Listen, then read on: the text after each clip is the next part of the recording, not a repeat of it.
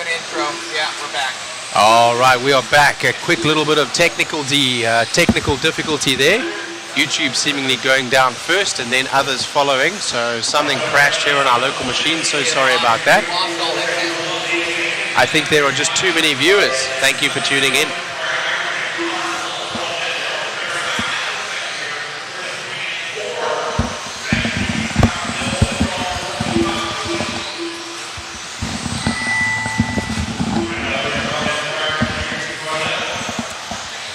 Alrighty.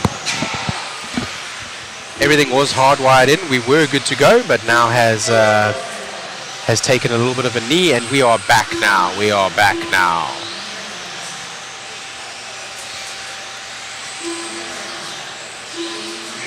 Let me see if I'm able to see the chat. Here's the chat. Okay. Yeah, sorry about that, guys. The internet seemed to have dropped here on our local machine that was sharing the stream, and it just crashed all of the feeds, every single one. So sorry about that.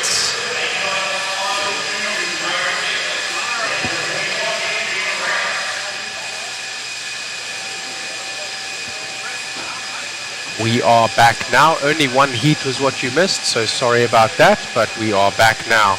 That was heat number 2 of 5 for Expert Two-Wheel Drive Buggy, brought to you by DRC, as we go now on to heat number 3 of 5 for Expert Two-Wheel Drive Buggy, brought to you by DRC.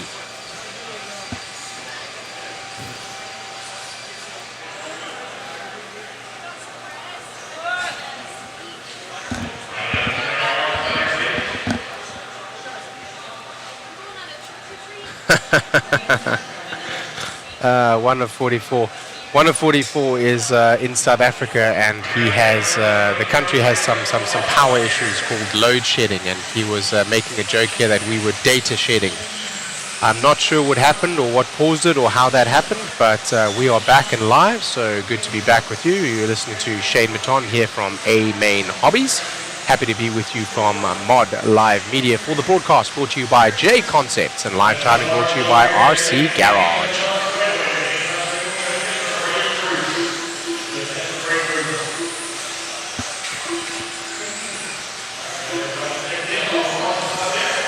Alrighty. Hey Matt, the screen over here, I can only see the logo, no worries. Good thing I came when I did. Yeah, no, absolutely. If you'd have been later, it would have been a train smash. We'd have been calling you. Luckily, we only had 5 minutes of downtime and only one heat of qualifying missed. So sorry about that, gentlemen, but ladies and gentlemen, but we are back now.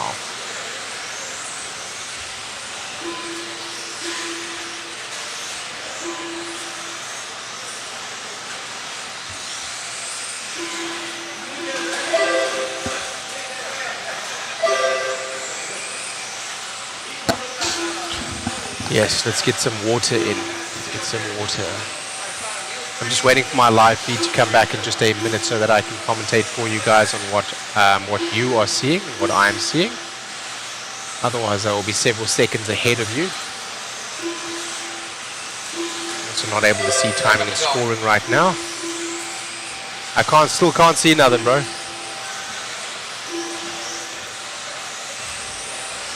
Alright, well, I guess we will be back in a couple of minutes. I cannot see the broadcast right now, so I will be back to commentate as soon as I can, hopefully in a couple of minutes' time.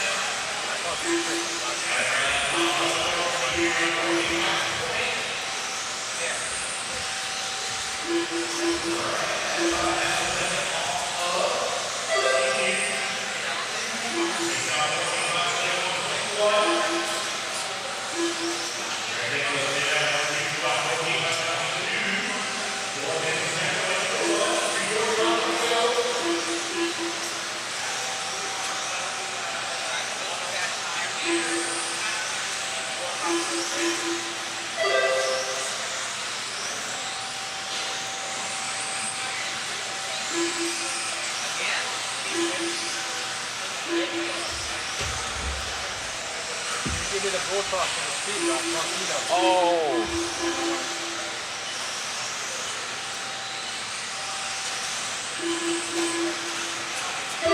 Sorry. Yeah, you're good. You're good. Alrighty, so 2 minutes down, or 2 minutes to go in this one. I was just waiting for the broadcast to come back so that I could actually see what the camera was seeing. So,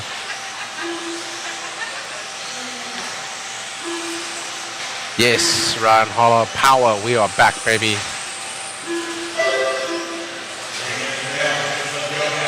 This one is heat 3 of 5 for the DRC 17.5 Expert 2-wheel drive buggy.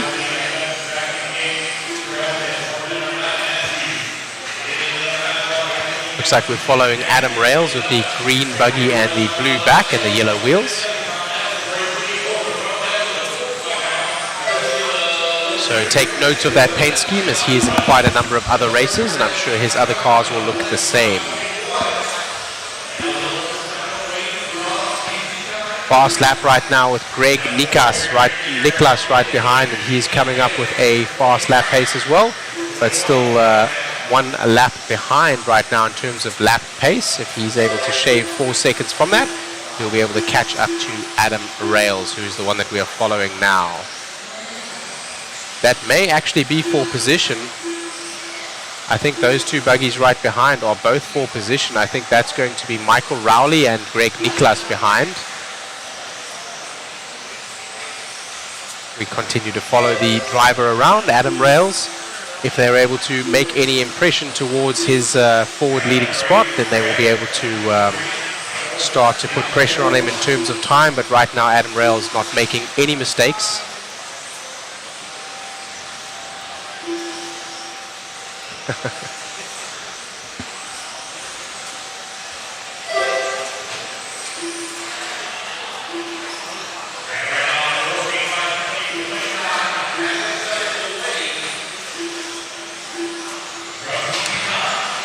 So Zach Gastelum right now is still your fastest driver out there. Adam Rails is holding that 2 spot, and Braden Bruce here in the 2 spot in this race is in the 3 spot in the EQP as they come across the line. Just goes to show that it isn't always the faster drivers, or the faster drivers that have seeded faster don't always get faster times in their runs. A lot can happen in RC, and there are a lot of variables. Why we use these transponders to capture all of the timing and scoring so that we can sort correctly as needed. Adam Rails ends there with a 14 lap pace.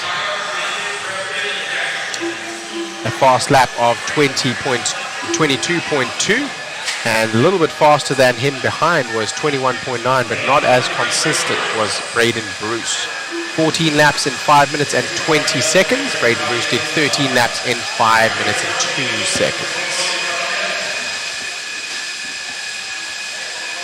There's an amazing amount of grip in this track, although I will say that as we're going through the middle of the day now, I think we're getting to medium-high grip. We were at extremely high grip previously in the day. The reason for the changes would be that the track gets a treatment overnight. Firstly, they put water into the track, which allows the track to stay moist and thus have a little bit of give and also stay together. And then next they will put Elmer glue on the track, and that Elmer glue is something that seals the track up.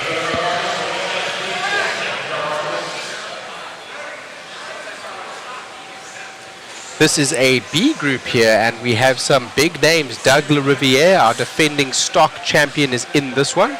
So,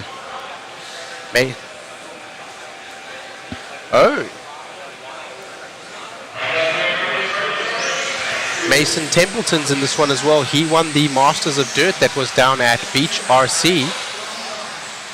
Some local heroes here too, Nick Reppin, Calvin Bruce, Ethan Hoskins, and our defending champion for the Clash of Champions stock title. There is a stock title and a open title. The stock title will be delimited by 17.5 motor turn here in two-wheel drive buggy, 13.5 in the four-wheel drive buggy, and 13.5 in the stadium truck.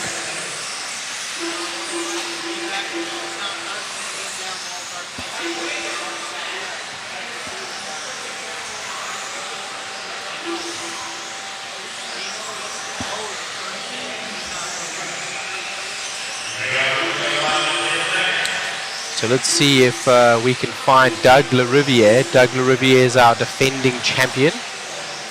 I believe he has some, that him there. He has some pink in his body, I think. Yeah. Or it looks pink from up here, maybe red. Red and white. On camera sure does look very pink. Let's keep following him a little bit. Let's see if he can recover from that. And as we discover who the leaders are, we will go to them. Doug Lariviere right now having a rough start, tumbling off the kicker in the left-hand side, and then having a little bit of a punt to a car there. So the first laps are coming in. He's sitting in the 4 spot right now, but he's looking like he has a man on a mission and is going to make that time back. Let's hope that he can. We're going to let this settle for a lap or two as we follow Doug Lariviere around. He is struggling to keep that car on all fours right now.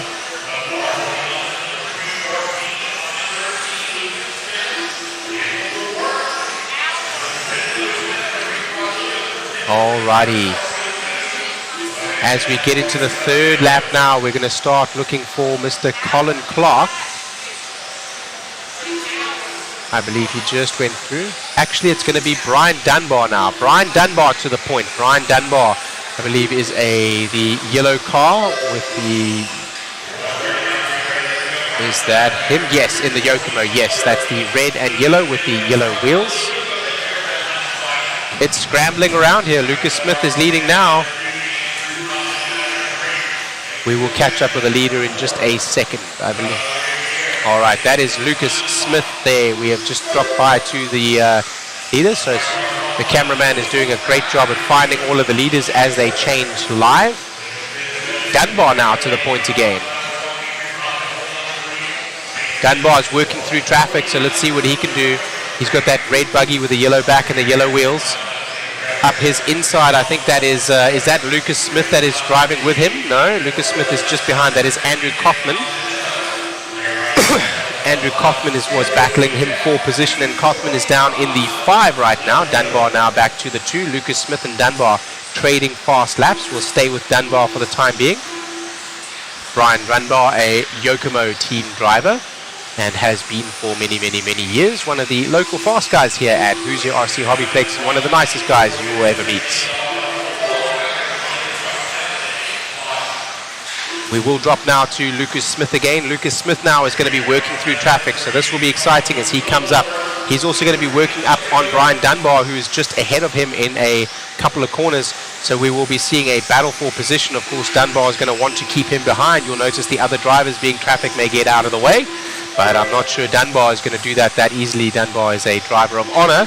Not saying that he will block the driver, but being a driver competing for a similar pace, I don't feel that he will give that position up as easily as the other 4 just did right there. So now, Lucas Smith now undoes himself. No, yes, he does. That was him undoing himself, and now he's behind that pack of cars again. That's going to give Dunbar a little bit of room to breathe. Doug Lariviere now comes to the point. We're going to keep following though. Let's keep following with I guess we'll go with Let's go with Doug for a little while. This one is shaking up quite a lot, so our apologies for changing view as many times as what we do. We try to follow the leader for you guys so you can see what is happening.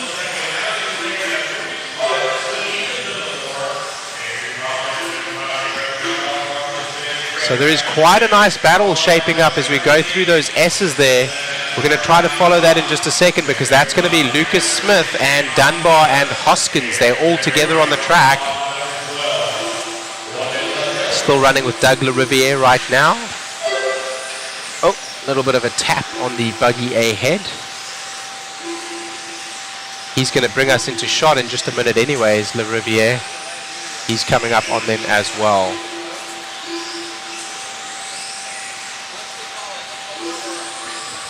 Lots of changes in this one as we go through heat number 4 of 5, which will essentially be the B main.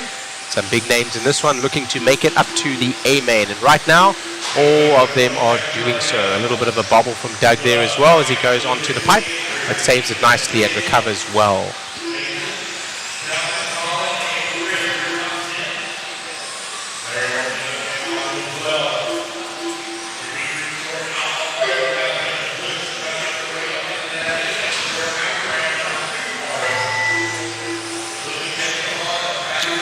In the end, that one fizzles out, but I think the B main and the A main here in Expert 2-wheel drive buggy is going to be very exciting races to watch on Sunday. So looking for a lot of excitement there on the Sunday. If this race is anything to go by, we're going to have a lot to watch.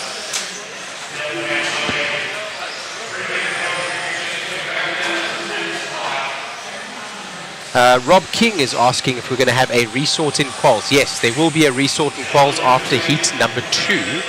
So that will be after the first heats that we do tomorrow. Today was seeding and qualifier number 1. And tomorrow will be qualifier number 2, a resort, and then qualifier number 3. And then Sunday will be mains. Doug LaRiviere holds out Brian Dunbar from Andrew Cotham in that one.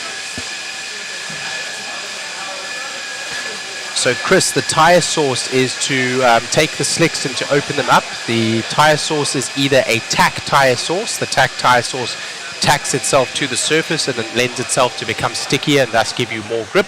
More grip equals more performance, more traction. And then also you get solvent type tire sources. The solvent type tire source will break down and soften the rubber to give a similar effect in terms of giving the performance and traction from the rubber that you need. It also keeps the tire clean, as Mucking Futz is calling over there, and it softens them up as well. Some of the tire sources are solvents. They break the tire down and gain performance that way, and some of the tire sources are tack tire sources, which tack yourself onto. It's almost like putting soda on your shoes so that you can get better traction. And once the soda's dried up, right, it's going to give you that better sticky traction. And that is what they're trying to do here, to take those sources and make their tires even more sticky.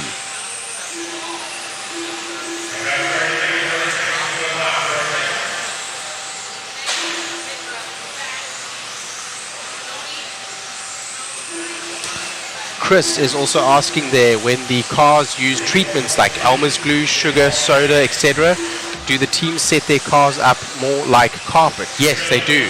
So I was walking around the pits yesterday and I was asking whether or not these guys are running carpet or dirt cars. They're running dirt cars. So the difference between a carpet and a dirt car is the chassis length, which is going to allow different steering inputs. The carpet cars are slightly longer. They're about +5 or +3 millimeters, depending on which manufacturer you look at. And that slightly longer chassis lends itself to a harder accelerating style of vehicle. So they're running the shorter chassis here. A dirt car is also going to probably have a ball differential, which is a different style of differential to the gear differential, which is a more responsive and also lighter differential, which is going to give you again more traction and ability to get on throttle for a dirt scenario. Although there are many options and setups that they will use, which will bring the cars closer to a carpet setup, which we see here for a very high grip track like we do with this Elmer's glue sealed track. This track has been run and tilled and changed so many times that the glue has now become impregnated in the soil along with the rubber that has been ripped off from the Elmer's glue being on the sealed surface. So there's a large amount of rubber and Elmer's glue in this clay as well that makes it sticky as well as they rebuild it. Here we are now, heat 5 of 5, DRC 17.5 Expert 2-wheel drive buggy out in front right now, and the buggy that we are following with the green and blue back, green front, blue back, and the yellow wheels. There's Talon Henley. the son of owner Eddie Henley here at Hoosier RC HobbyPlex in New Albany, Indiana, United States of America.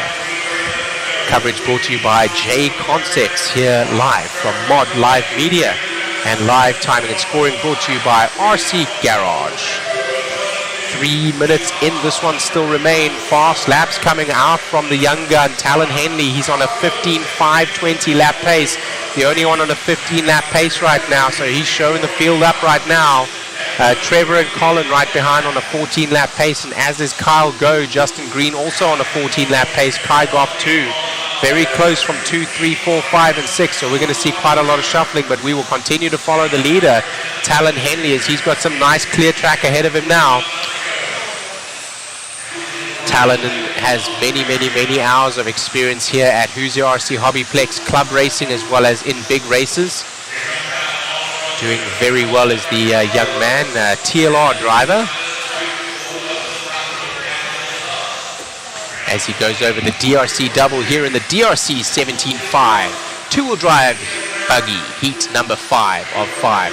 This essentially would be the A main sort. These are the top drivers, and as you can see on the right-hand side right now for the EQP, the Equal Qualifying Pace, Talon, Colin, Kyle, and Trevor, as well as Dustin, all the top 5 fastest drivers if they keep this pace that they are holding right now.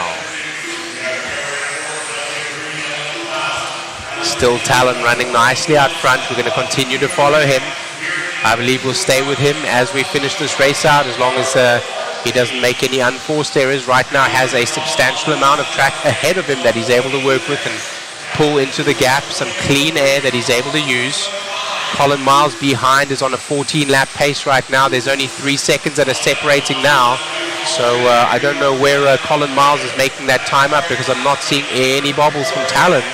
But that time is being made up. Only 2.1 seconds behind is Colin Miles. So if he makes up 2.1 seconds on track, we may be changing leader as well as camera position. But for now, we continue to follow with Talon Henley, son of owner Eddie Henley here at Hoosier RC HobbyPlex in New Albany, Indiana.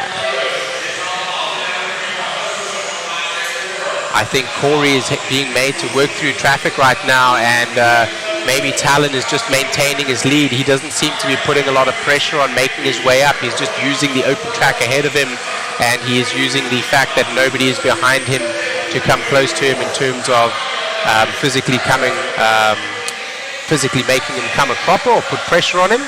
So he is putting through some pretty fast lap times, so I'm not sure exactly how Colin Miles is able to hang on to that, but I think he's behind in some traffic. He, Kyle Go, and Trevor are all together on the track somewhere. Now Talon is starting to come up on them. I think he's coming up on the back of them now. Talon Henley needs to be smart here. He doesn't need to pass them, but he does need to make sure that he maintains that lead over Colin Miles. Colin Miles each lap is losing about 0.2 of a second, so Talon doesn't need to make a move. One of the drivers gets out of the way there for him. He does not need to put pressure on anything ahead here. He just needs to hang on for 7 more seconds, and this will be his for the heats. 13 lap pace right now, 4 seconds. He's made up a second in the last 2 laps alone over Colin Miles, so I guess he was just taking a little bit of a hiatus in the middle of that run there in order to make sure that he was calming himself down and getting ready to go through this traffic. Need not do that, need not put pressure, need not push hard, because if he makes one little bobble, that 4 seconds is going to be gone and Colin Miles will take it. But right now, without a bobble, the live EQP will be Talon Henley, Eddie Henley's son. I'm sure Angie Henley, mother, is very proud right now. Great race there, great race. It looks like we're going to go to an interview with Talon. Talon's one of the mod drivers.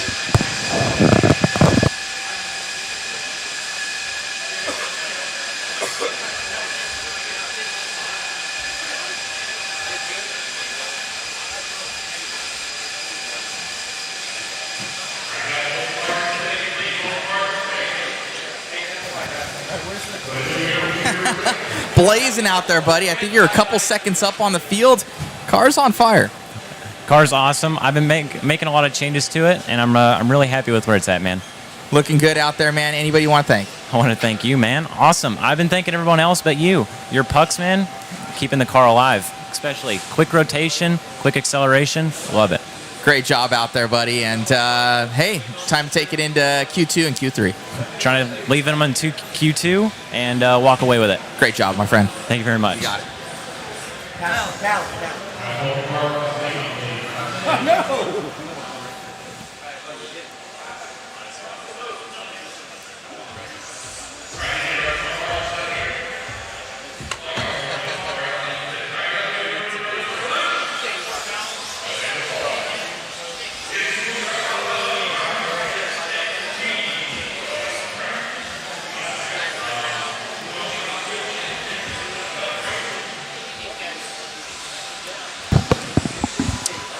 That's Jason Rona in the front over there of our camera shot right now. Jason Rona, the owner of JConcepts. Live coverage here brought to you by Mod Media. Do you want to change the camera angle for us? Matt? Matt? Oh man, I was trying to call him. He's left the camera angle on the static camera.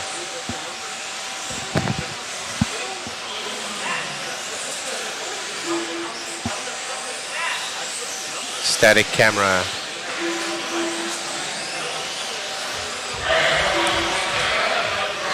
Just need a change from the static camera. Let me get my headset. You got it. Alrighty, everybody is checked in for this one as we get ready for SXT two-wheel drive mod buggy SXT, bringing traction to many of the races here using the SXT 3.0 and max traction compound. Some using the Baja compound, lending itself to the clay, which we are racing on here.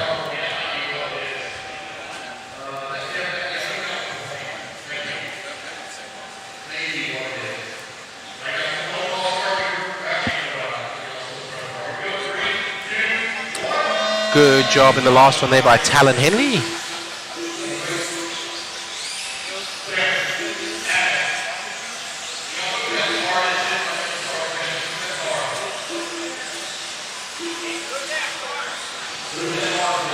Right, so Hellseeker is talking about some of the transmission aids that you're able to use, things like slipper clutches, things like differentials and so on. Personally, I like to use a slipper lockout, so I don't use a slipper clutch at all, but I will tune my differential accordingly. One of the reasons why I personally do not like the feeling or the maintenance of a ball diff was just simply because of the fact that the ball diff is very easy to strip out or damage when you're running something like a slipper clutch and you are very aggressive on the throttle, like many independent drivers like myself are. I sometimes, even on carpet or even on dirt where it is beneficial to run a ball diff, I will sometimes run a gear diff just for reliability. And if taken time to break in those ball diffs correctly, the ball diff gives you a certain amount of LSD, limited slip differential, and that is beneficial on a surface that has a tiny bit of slip or movement, or will have a little bit of dust like dirt does. But this particular track here, it is extremely high grip. Many are still running the ball diff, but it can be just as good to run a gear diff if it is tuned correctly and you want that reliability, just simply because of the extremely high traction that we see here.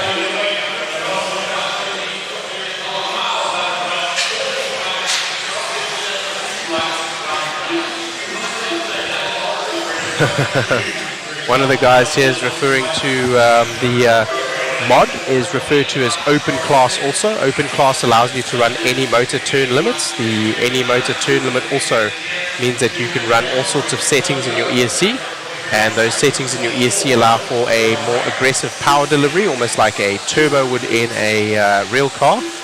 And when you do that, the car sometimes can become very difficult to drive, and of course you need more skill to drive at this level in this particular class. And the what he's referring to there is putting a 17.5 in their cars, thus calming the car down, giving you more linear throttle response, and he says they may be faster that way. And it is true. It is true that some drivers, all that a faster motor or a more unruly power delivery will do is make the car loose or make the car unhandleable. And for many drivers, yes, they will be faster with a stock motor. Although as we follow our leader around, Colin Miles, in the white car with the white wheels and clear wing, you can see he is keeping a rather tight line. So if you do have the skill to take the car around with a mod car, you will be faster. Now the benefits as you go down in turns becomes a law of diminishing return essentially. As you saw, the 21.5s are doing anything from a 24-second lap time and upwards. The 17.5s are doing 22-second lap times and upwards.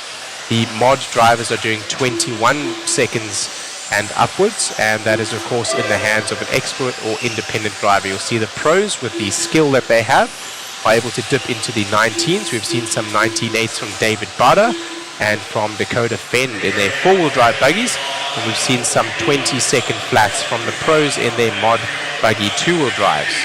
So the stadium trucks, I believe, also around 20 to 21 seconds, a little bit slower, being that they are the same motors, similar transmission, heavier tires and slightly larger bodies, so they weigh a little bit more, so they are a little bit slower. Right now, with 1 minute to go, we're on the 10th lap here for Colin Miles as he's working up against some traffic. Steps through nice and quickly there on that particular driver that led him through, the pink buggy. Coming on the back now of what may be Chris Dosek, I believe. So that is the number 2 driver. Right now they are both on a 14-lap pace.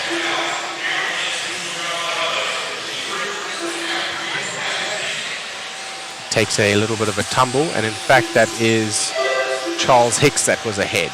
Charles Hicks that he was racing, so he's going to be coming up on Charles Hicks. Charles Hicks will probably just get out of his way as soon as he comes up on him again. So that white buggy there with the white wheels is Colin Miles, and Charles Hicks is the one ahead in the green buggy with the red front and the yellow wheels that our leader is about to come up on. That's the difference in pace that you're seeing between number 1 and number where did he go? He's actually number 2 right now, so he's probably not going to give that spot up very easily. He's trying to run away from him, and in the end he does pipe the car and roll over in trying to squeeze out a little too much performance. And Charles Hicks now will probably drop behind Alan Horn, and he does.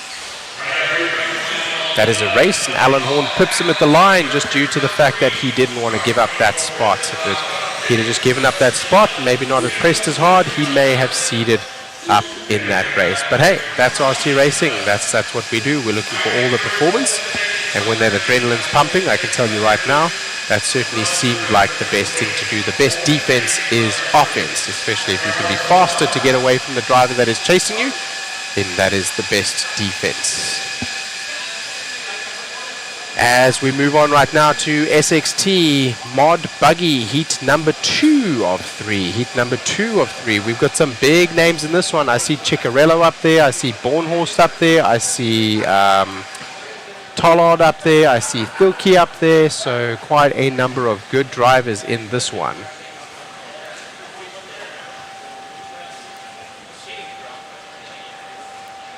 Also Riley Becker, Lucas Smith, Martin Herrick, Ethan Mechanic, Kai Goff, Dylan Rapasso, and Aaron Kaufman.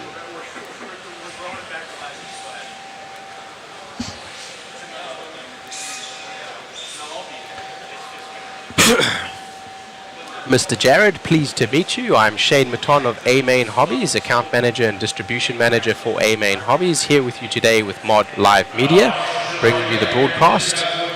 I'm doing a cameo with Mod Live Media here at Hoosier RC HobbyPlex, so very proud to be here with you. Nice to meet you there, Jared.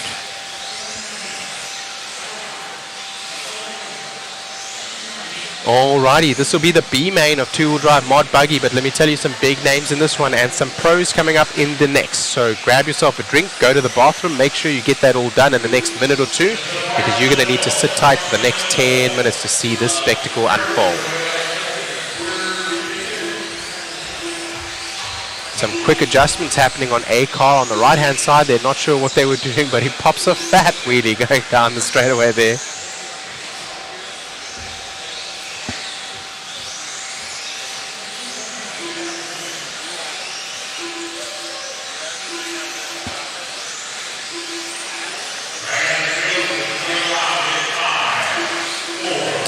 The loop is about to go live. Let's go.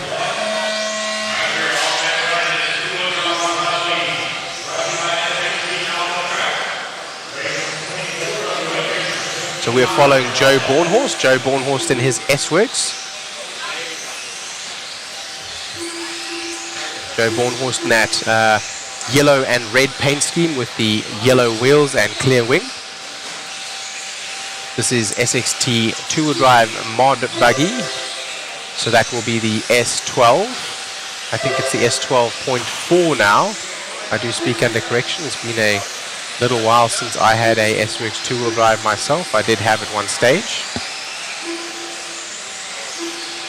We'll be running 3 qualifiers for this particular race weekend. So earlier was seeding, which was basically practice and seeding, as well as your first qualifier, and then we will break for the evening. And then tomorrow we will do qualifier number 2, after which there will also be a resort, and then qualifier number 3. And then on Sunday there will be the mains only, the mains. Joe taking a little bit of a tumble there, getting unfortunate as he rolls over. I think we're going to go back to Cole Tollard now. Good move there. After that little tumble from Joe Bornhorst, Chris, our cameraman, immediately knew that Cole Tollard was going to come to the point. So Cole Tollard there, I think, is racing Ethan Mechanic just ahead of him, who's actually behind him on timing and scoring. Does let him through. Would do well to do so and follow Cole Tollard, because Cole right now, fastest man on track, doing a 21.1 and a 21 flat is his fastest lap. So consistency from the TLR driver.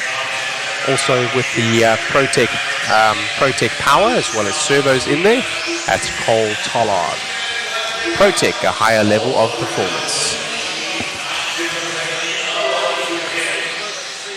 Cole in that yellow and pink buggy with the white wheels. Behind him, Ethan Mechanic. Cole Tollard now will start pressing on Joe Bornhorst ahead, who's dropped down to the 7th spot after being in the lead just a minute ago. Have a look at the time here, guys. Everybody on a 14-lap pace from 1 through to 7. And there is not much separating them at all. I want to say 2 seconds between the top 7 drivers. So if you have a bobble, one touch of the pipe, you are literally going to go from 1st down to 7th. Right now, Cole Tollard has a little bit of a spin there, and that might mean that the others are able to come by on the timing and scoring screen, although nobody has physically passed him on track. Let's see if that happens as we go through on the next lap. He might not have lost that much time just taking that quick little spin there. It may have been less than 2 seconds. He had around 1.3 seconds on the 2nd place driver. The 2nd place through to 7th place drivers all separated by a very small margin.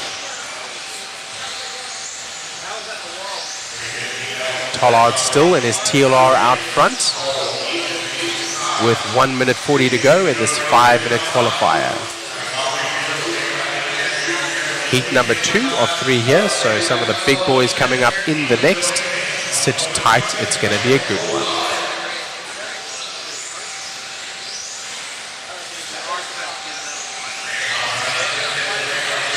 Still following Cole Tollard, as he's going to be putting some pressure on Joe Bornhorst pretty soon just to get by him on track. Bornhorst still trying to make up that time after his early lead, but not able to do so at this time.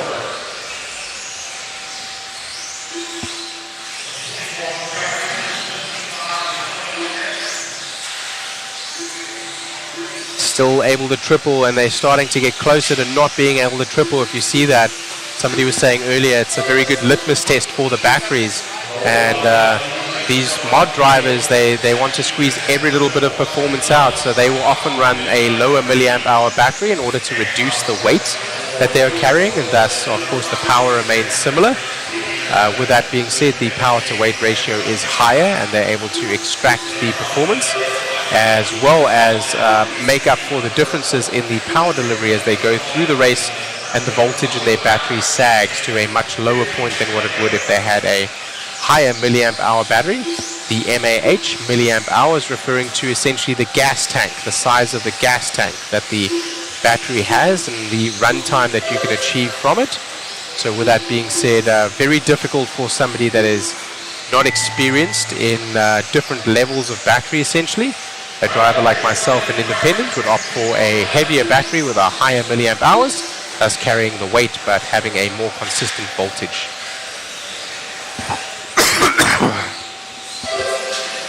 Cole Tollard does hold on to that one, and he actually took out some time out of Kai Goff and Ethan Mechanic in the end. Kai Goff usurping Ethan Mechanic from the 2 spot. Usurping.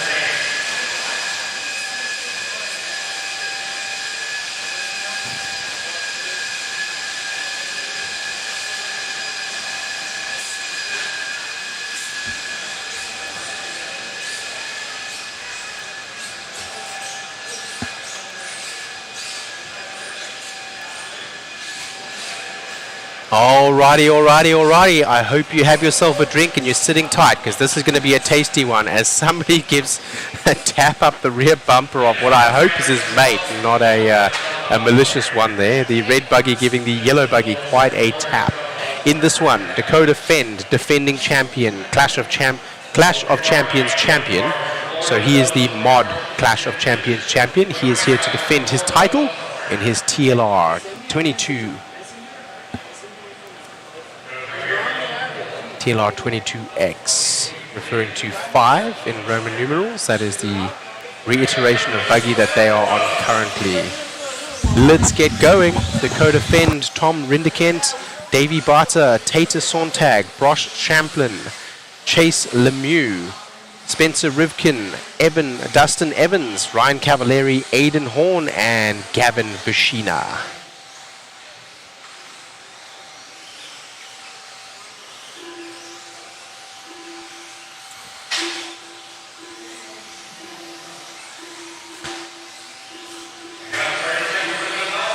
Looks like the 2 X-ray drivers are in white bodies, so they are easy to spot on the track. Rendenecht as well as Lemieux, Chase Lemieux. I hope I'm saying that right, like I was butchering it in the last one. I hope Lemieux is correct, and do excuse me, on-road Mr. Legend, Mr. Lemieux, for butchering your son's surname earlier. I apologize.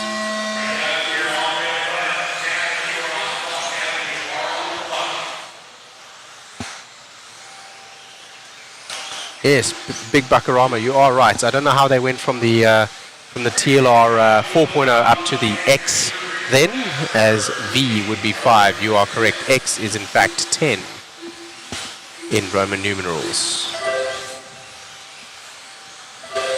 All right, we will just follow anyone around for right now, so we can just follow a nice clean line. I think that is, it was Tater Sontag that we were watching, but that is Spencer Rivkin now. Let's go with Spencer Rivkin. Protec team driver, powered by Protec servos and batteries. Protec, a higher level of performance. All right, Barter now to the point. So Rivkin, Barter, Rendekent, and Fend all very, very, very close as we come through our first and second lap here. This is heat number 3 of 3, SXT, two-wheel drive mod buggy.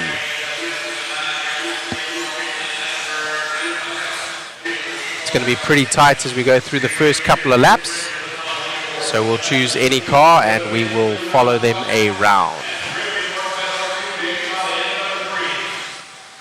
Right now it's Rivkin to the point again, so it's between Rivkin and Barter, both of those in the B7 buggies. Rendekent in the X-Ray and Dakota Fend in the TLR. Another Tater Sontag. Barter's in the front again. Tater Sontag is driving in what? What does he drive? A team associated as well? TLR, excuse me. Thank you, yes. Yes, he is the two-wheel drive world champion. I just brain farted on his chassis.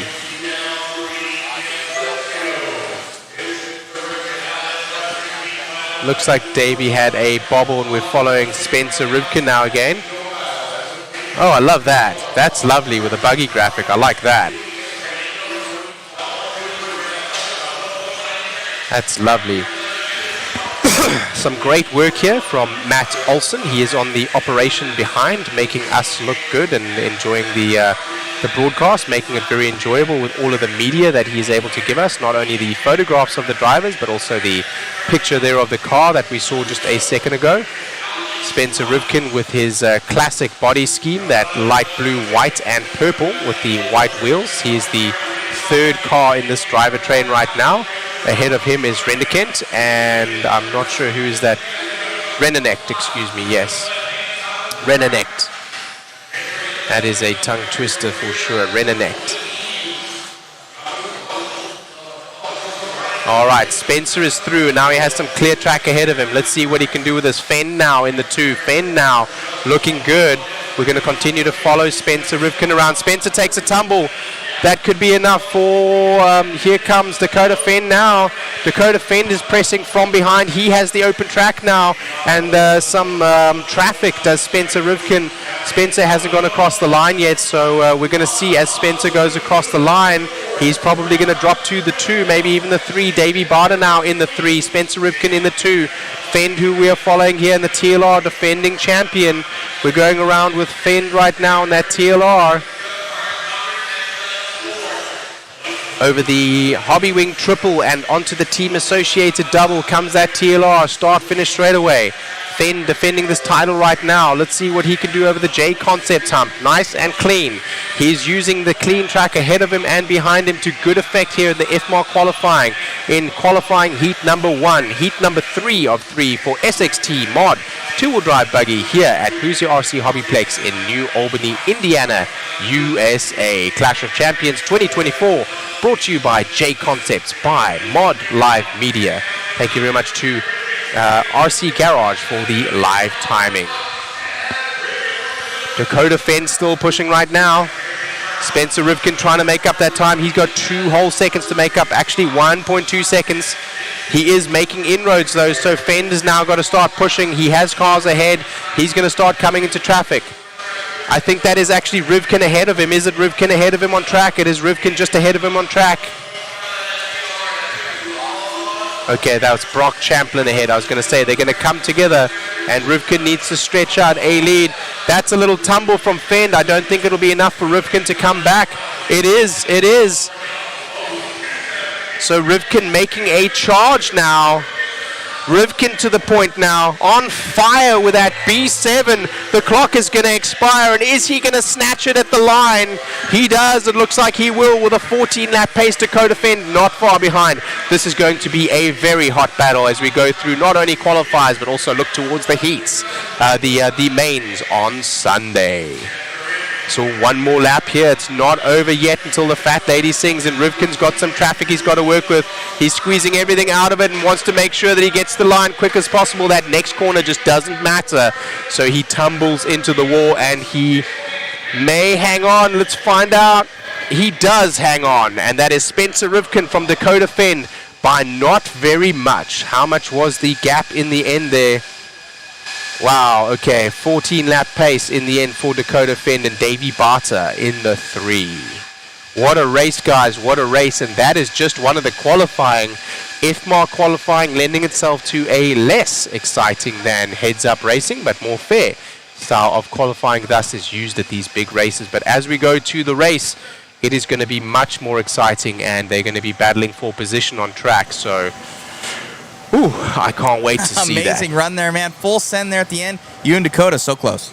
Yeah, gosh. Yeah, it's been a really strange weekend because we're debuting the new Team Associated B7. The track's honestly the most difficult I've ever seen it be here. Yeah, we've been working our freaking ass off. Yeah. It was a good battle between actually Davey and I and Dakota. I had a pretty gnarly crash out in the back. I thought I kind of blew the overall lead, and it sounds like he also had a mistake. So, yeah, I think it was a good, solid run from everyone. It's not easy out there, and from all you guys watching. And I know it's big for us to kind of come out swinging. This is a whole new project for us. It's definitely different than anything we've ever released. We put 3 years into this, and to see some of the results kind of pay off. Obviously, the job's not done. There's still a lot of improvement that needs to be done, and some driving errors on my end that needs to be cleaned up. So, I think we need to stay focused, stay humble, and keep moving forward. Congrats, man. A good start for the new B7. Yeah, thanks. You got it.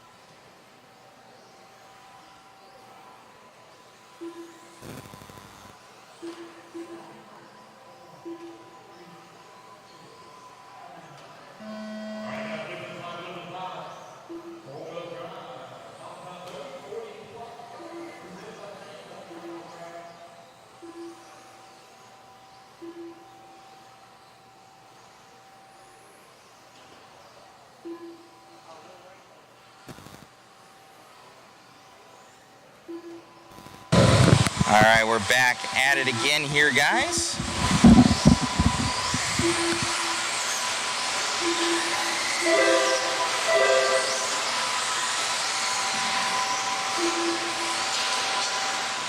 Looks like we got Brandon Hester here in the lead. Everybody kind of clocking in this 40-plus mod four-wheel drive event. Hopefully you guys are enjoying the coverage. Thank you so much for all the support. I'll drop that waffle link for those guys that want to get it going. An all-new B7, the one, not actually Spencer Rivkins, but the closest that we can get to it, which is a kit. That's up for grabs there, guys. So either one that you want, carpet or dirt version, once they're released, we'll be shipping one to your door. And we also have a B74.2 compliments of Hoosier, along with the Yokomo Nano Sport RC10, B74.2. And then a slew of other prizes. There'll be like probably 10 or 15 winners. It's gonna be crazy. Gonna be nuts. Thank you all for the support.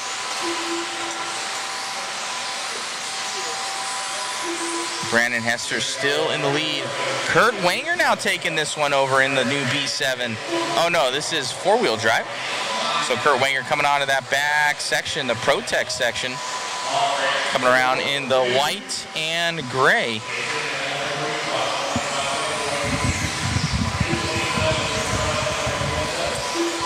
Kurt Wanger off the straightaway right now. Your leader.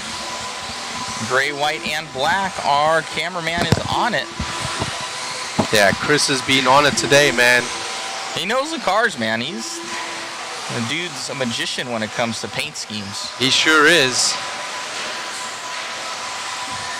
So replying to our chat over here, Jason Kessinger, yes, your local hobby shops should be able to get those from A-Main Distributing, and you should be able to get the B7 soon.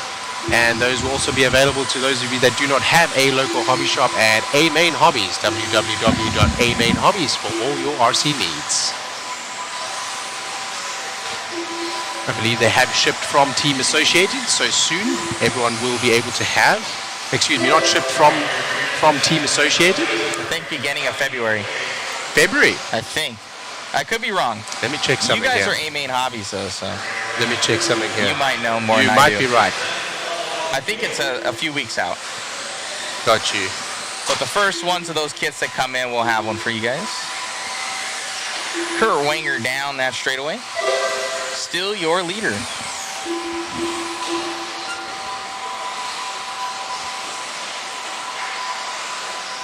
Alrighty.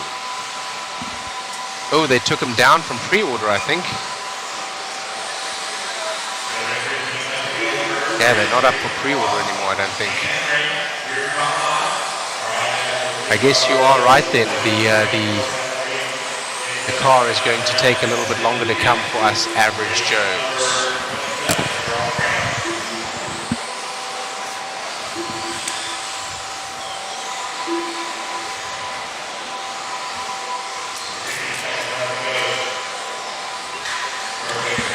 Alrighty, Kurt Wenger. He's out in front right now. He's on a 13-lap pace at 5 minutes and 10 seconds. Brandon Hester in the 2, Jason Grimes in the 3, Ramy Butella in the 4, Ross Tate in the 5, Brian Krull in the 6, in the 7, Gref Pelfrey, Robert Stevens in the 8, Nick Malato in the 9, Brad Evans in the 10, Al Colin in the 11, and Eddie Henley is not on the track.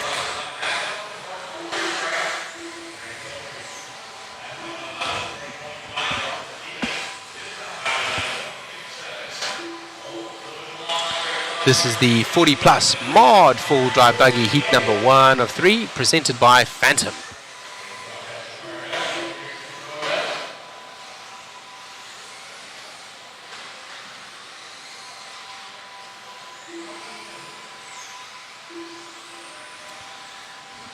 That team associated out front for Kurt Wenger. He's still driving the B6.4, the previous reiteration of the buggy from the B7 that the pros are running here at this event.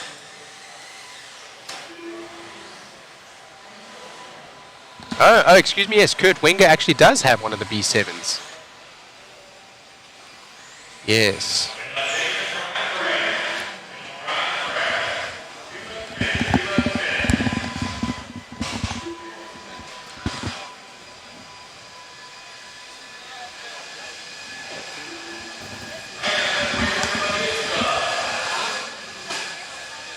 So Kurt Wenger, he is one of the guys driving the B7s, but that is a B7 4.2, being here in four-wheel drive buggy. Brandon Hester and Jason Grimes in 2 and 3.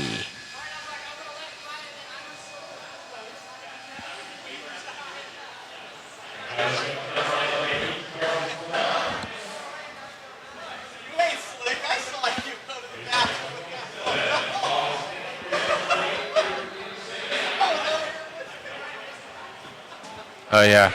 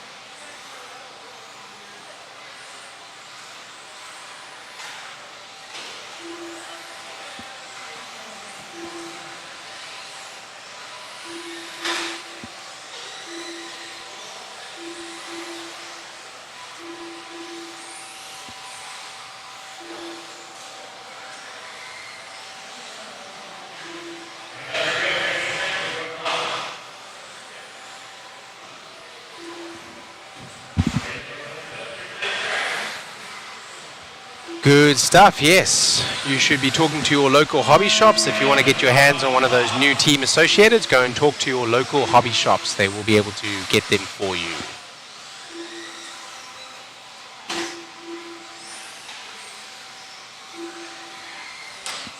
Let me see if I can find that part number for the team associated.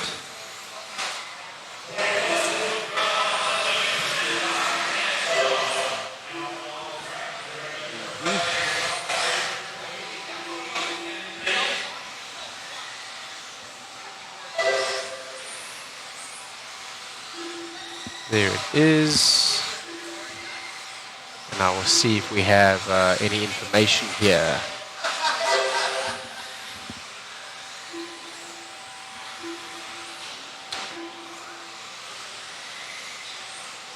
Okay.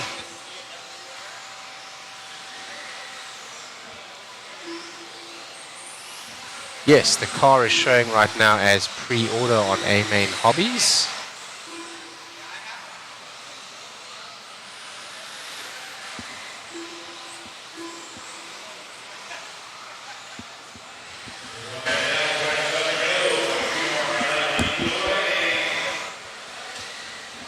Let's have a look over here.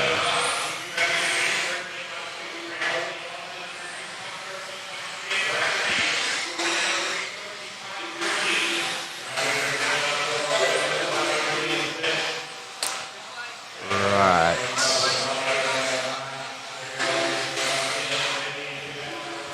So the ETA dates that I'm seeing here are very, very, very recent. Some are showing around mid-January. I'm not sure if that is accurate or not, but that's right now the ETA date that we have right here for the buggies coming in through A-Main Hobbies, which will also be available for A-Main Distributing, which will also be available through your local hobby shop as such. So if you have a local hobby shop, please do go and have a chat to them and get a buggy on order with them. They should be available in the next couple of weeks from the looks of it, although I do speak under correction. I don't see any shipping dates or anything just yet. So with that being said, if you're very excited to get one, you just want to set it and forget it, you can come to www.amainhobbies.com. You can order one there online, you can set it and forget it, or if you prefer to, support your local hobby shop, which we absolutely would recommend that you do. Go and speak to your local hobby shop and you could probably do the same with them. Let's go over to the race right now. We would say that we would just call this gentleman Frank. Frank with the yellow and blue buggy with the white rear and yellow wheels, clear wing coming down the Exalt soap box over the Hobby Wing triple into the team associated double and onto the start finish straight away now. A good lap. He is 8 laps in now with 2 minutes to go. A minute ago we had a little bit of a glitch there on the timing and scoring. I do apologize for misspeaking. We only have 2 minutes to go. There's already 3 minutes of this one down. Right now Frank is up from Mike Thurhan and Bradley Irwin in the 3, Aaron Rowley in the 4, Andrew Lee in the 5, in the 6 is Owen Sivens. This is 40 plus mod 4-wheel drive buggy.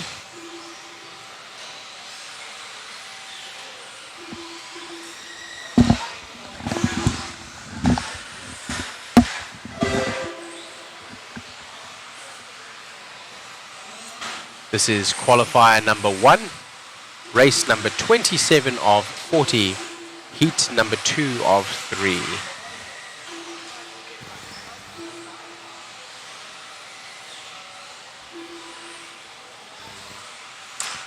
Yes, Mr. Mike Kaz, Davey Barter and Ryan Cavallari both in the top 5. Spencer Rivkin, Dakota Finn and Davey Barter look to be battling in two-wheel drive for what will be the fastest driver in that particular spot. Spencer Rivkin coming out with the Q1 TQ. So far he is the TQ, but it is going to be a fight in heat number 2, after which we will have a resort. Heat number 2 will be tomorrow until about halfway through the day. And then we will resort, and by resort we mean the faster drivers and seeds will go into their faster drivers and heats, just like we did with the seeding heat. So there's in fact 2 sorts in this particular race, one after seeding and one after qualifier number 2. And then we will have qualifier number 3, and Sunday all day will be mains.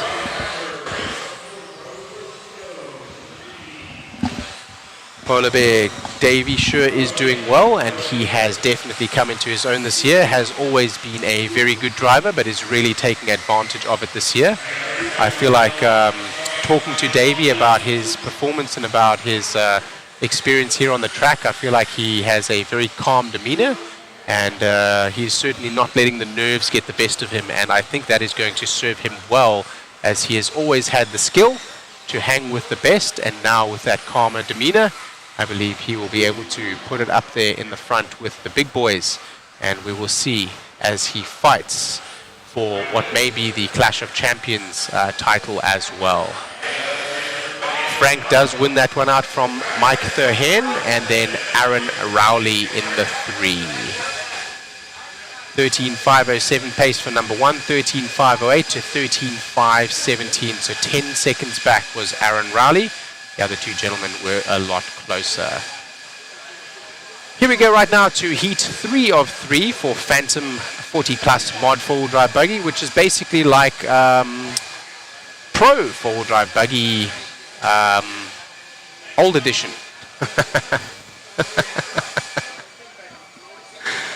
Yeah, from 10, 15 years ago, right? We have Alan Horn. We have the father of Aidan Horn, who is a current pro here with us. Brent Thielke, of course, being a team manager of Team Associated. Brian Dunbar, a long-time sponsored driver by Team Yokomo. Paul Ciccarello, many will know from his time and tenure over at Serpent when he helped to design and engineer that car, now with X-Ray. Mike Mallet, Drew Spurgeon, Chris Finnair, Jason Venitza, Matt Sunderledge, Aaron Gabrowski, Dan Miles, and Odus Christian.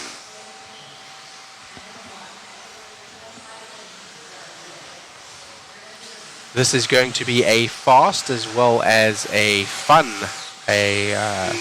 qualifier to call.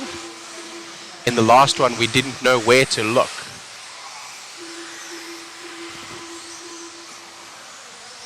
That was the two-wheel drive 40 plus. This is two-wheel drive, four-wheel drive 40 plus mod. Both of those were mod.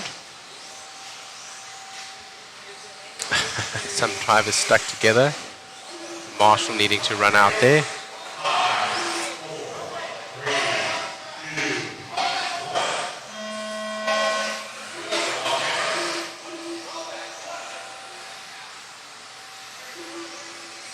Oh no. Somebody's out even before we began. I'm not sure who that is. That's Brian Dunbar, unfortunately. He's out before we've even begun. I'm not sure what happened to his car there, but he was saying, roll it, roll it, roll it. And he obviously thought something was stuck on his center wire, but it looks like I'm looking down into the pits right now. They're saying he's done. He's coming off the driver's stand. Disappointment for Dunbar, unfortunately, there.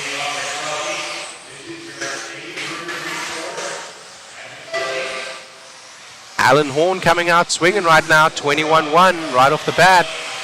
He is hanging right now with the big boys as well. This is 40 plus, but those times would probably put him close to where the pros are, and he would be in pretty hot contention with his own son, Aidan Horn, now having just joined the A-Main Hobbies driving team. Thank you for joining us, Aidan Horn. We're proud to have you. Team Associated driver, the both of them, Alan Horn as well as Aidan Horn. Brent Thielke also in a Team Associated in the 2, followed by Chris Finnair and Paul Ciccarello in the X-Ray, Drew Spurgeon in the 5, and Matt Sunderledge in the 6.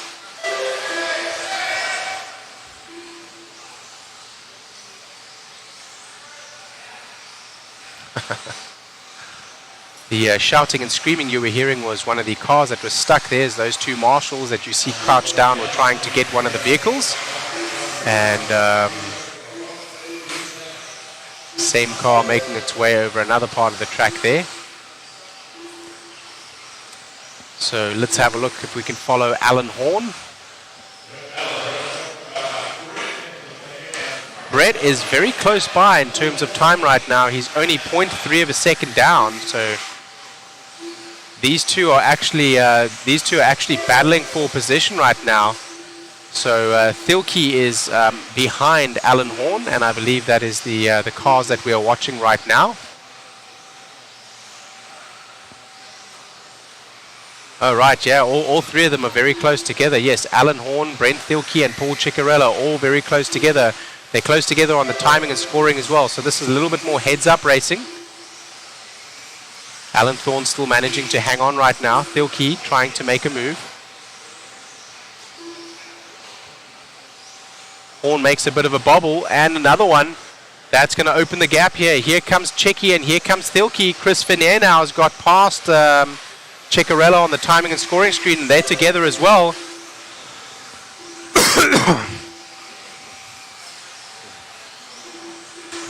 Thilke's still managing to hold on by 0.3. I mean, Thilke's now come to the front. Excuse me, Horn's now dropped behind. Thilke now with Horn right behind him on the track still. Actually, Thilke is still behind Horn on the track, but he's made up that time. So a 14.5 flat time, and Alan Horn on a 14.501. Now with Ciccarello having dropped several seconds behind, 14 seconds behind. So let's keep an eye on Thilke and Horn as they continue to go around. Thilke there, our leader. I think he is just ahead right now of Alan Horn. Was that Horn on the pipe? Okay, so that was Brett. Okay. So let's try to follow them in a wide caption like that if we can. That's our two leaders there. Thilke essentially just needs to come up to the back bumper of Horn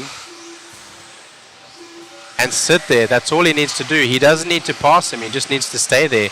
He's already made enough time up on track, so he doesn't need to pass him. Of course, if he does, make it very difficult and would seal the TQ right now, as they are the fastest men on track and also out of the 3 heats for 40 plus. Mod, 4-wheel drive buggy, brought to you by Phantom. Thilke's still holding on somehow, although he has stretched back from the rear of Alan Horn. Alan Horn now is going to be coming up on some traffic, and he does make it through cleanly and quickly on whoever that may have been. Another quick move there. Oh, Horn now in a little bit of a battle, but I think the driver behind realized that's the number 2 and gave it to him. Excuse me, Thilke. Yes, Thilke, yes. ECMAR qualifying can be confusing to watch and announce. Alan Horn now has got it back after that little bobble there, so we're going to follow Horn. Horn's running away right now. He's got a 0.7 lead. It might be enough as the clock has expired. He might dodge this bullet, and Thilke I don't think has enough to come back. We'll find out when he gets to the line. Yep, and that's it. Not enough. And in the end, around about 1 second separates them. 1 second. So Horn takes it from Thilke and Ciccarello in the 3. Nice race from the old boys. Well done. 40 plus. I say that with respect. I'm 40 plus now myself, so respect to the 40 plus guys.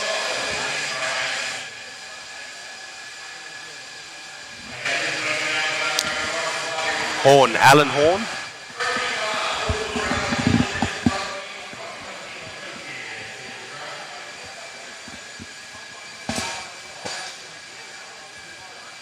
Horn 1.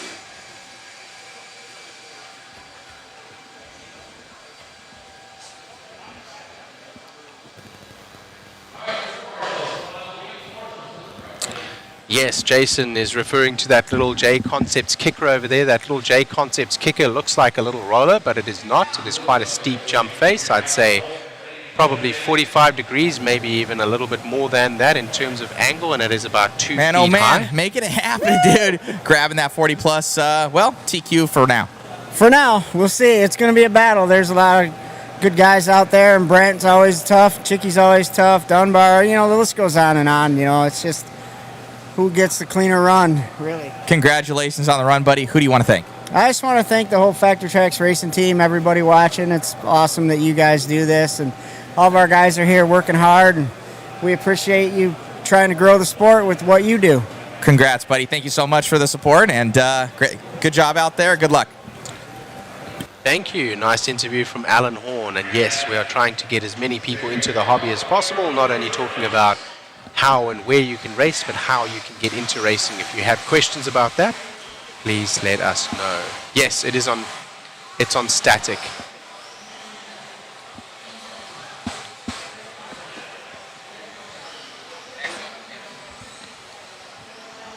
Alrighty, as we go now to the 13.5 4-wheel drive independent buggy heat number 1 of 4, brought to you by Team Associated.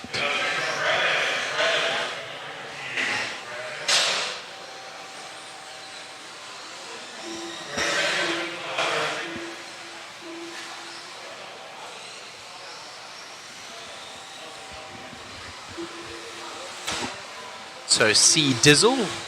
There are tracks that will have a run what you brung class. A run what you brung class will essentially allow you to run anything that you brung, and that will allow you to run things like Armor Granite or Armor Mega, something like that. Normally you want a car that falls into a specific class so that you have the best that is available to your rules. And with that being said, you're looking at something like a Traxxas Slash. Many have a Traxxas Slash. We had a Traxxas Slash Enduro here, 2-hour Enduro, to break the track in. And that was a race where you race box stock slashes, including the transmitters, including the Traxxas batteries, as well as the Traxxas tires. Everything straight out of the box, no adjustments needed. You charge the battery and you run. So with that being said, those cars are, I believe they are $189.95, $189.99, I believe, plus tax, depending on where you get them and buy them. They come in different colors, and many of the racetracks at your local hobby shop will have a Slash class. Unfortunately, the Haas and some of the others are not quite as popular as the Slash in terms of racing. Short course truck racing has a long homage in RC, and not only with the Slash but also many other manufacturers. So if you'd like to get racing, go and speak to your local hobby shop before you buy anything. Don't just buy a car online or pick up anything, because sometimes they have a run what you brung, and you can run whatever you like, and you may be able to run your Haas, but sometimes they have specific rules. Sometimes they have enough attendance to be able to run any class, really. If you get 8 guys with a Haas and they want to run that at their local track, you will be able to do that. But go and speak to your local hobby shop and your local track. So Google track listings and find out where you can race. Let's have a look right now as we are 3 minutes 20 to go right now. It's Derek Eldridge. He is the green car with the yellow back right now. White wheels going up onto the back section as he comes up onto the ProTech tabletop. He is all alone right now. No one in front, no one behind, so no pressure on him. He's also the fastest driver out there, and so far has been the most consistent here in the 13.5 four-wheel drive independent buggy heat number 1 of 4 for Team Associated, who has sponsored this one here.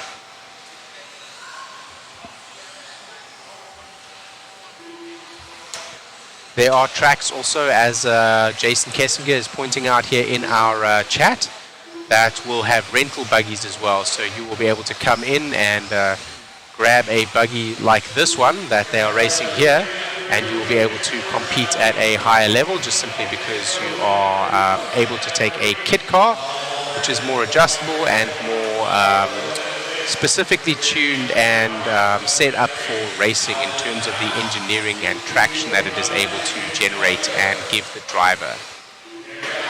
With that being said, it remains to be seen whether or not a unskilled driver could squeeze the full potential out of a vehicle like this one. So with that being said, many people start with much simpler vehicles, much less sticky tires and much less expensive components, like something like a Traxxas Slash. What you need to do is go down to your local hobby shop and find out where they race, when the racetrack is open, and what classes they race. So before you buy anything at all, I definitely go and visit your local hobby shop, ask them any questions that you may have, ask them where they're racing, and then go down to the racetrack and go and have a look and see what the racetrack is all about and what classes people are running before you buy anything, so that you avoid any disappointment buying a car that may not be the one that they even race a class in. Right now it looks like we're following Mitch Cantrell as we go around the ProTech tabletop there. He is your current leader on a 12-lap pace. He is the green buggy with the yellow wheels and the clear wing in the back, so he's coming around the boot right there.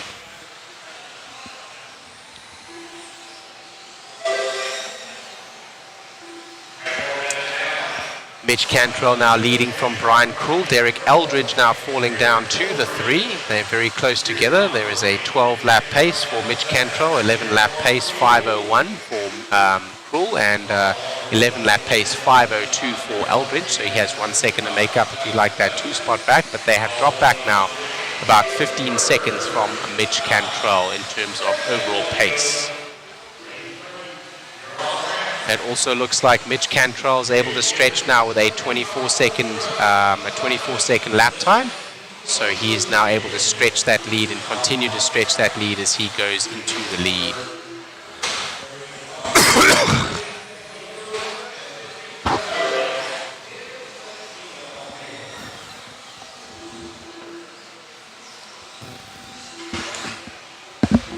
Excuse me for coughing every once in a while. It's the moisture and dust that we have kicked up here inside the facility does not lend itself well to me and my lungs, I guess. And the clock has expired, and that is Mitch Cantrell going over with a 12-lap pace, and no one is going to be able to stop him. Derek Eldridge does manage to stop Brian Krul, and he is still on the clock right now, so he's able to run some additional lap.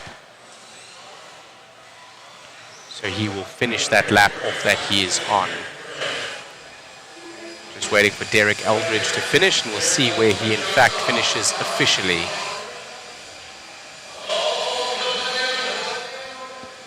He is still live on the clock.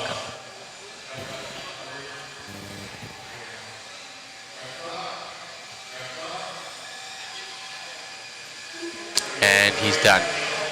Derek Eldridge in the end there does beat out Brian Krul, so he comes back to the 2 spot, but Mitch Cantrell did take the number 1 spot with a quite substantial lead in the end, around about, let's have a look over here. Around about 20 seconds he did take out of Eldridge.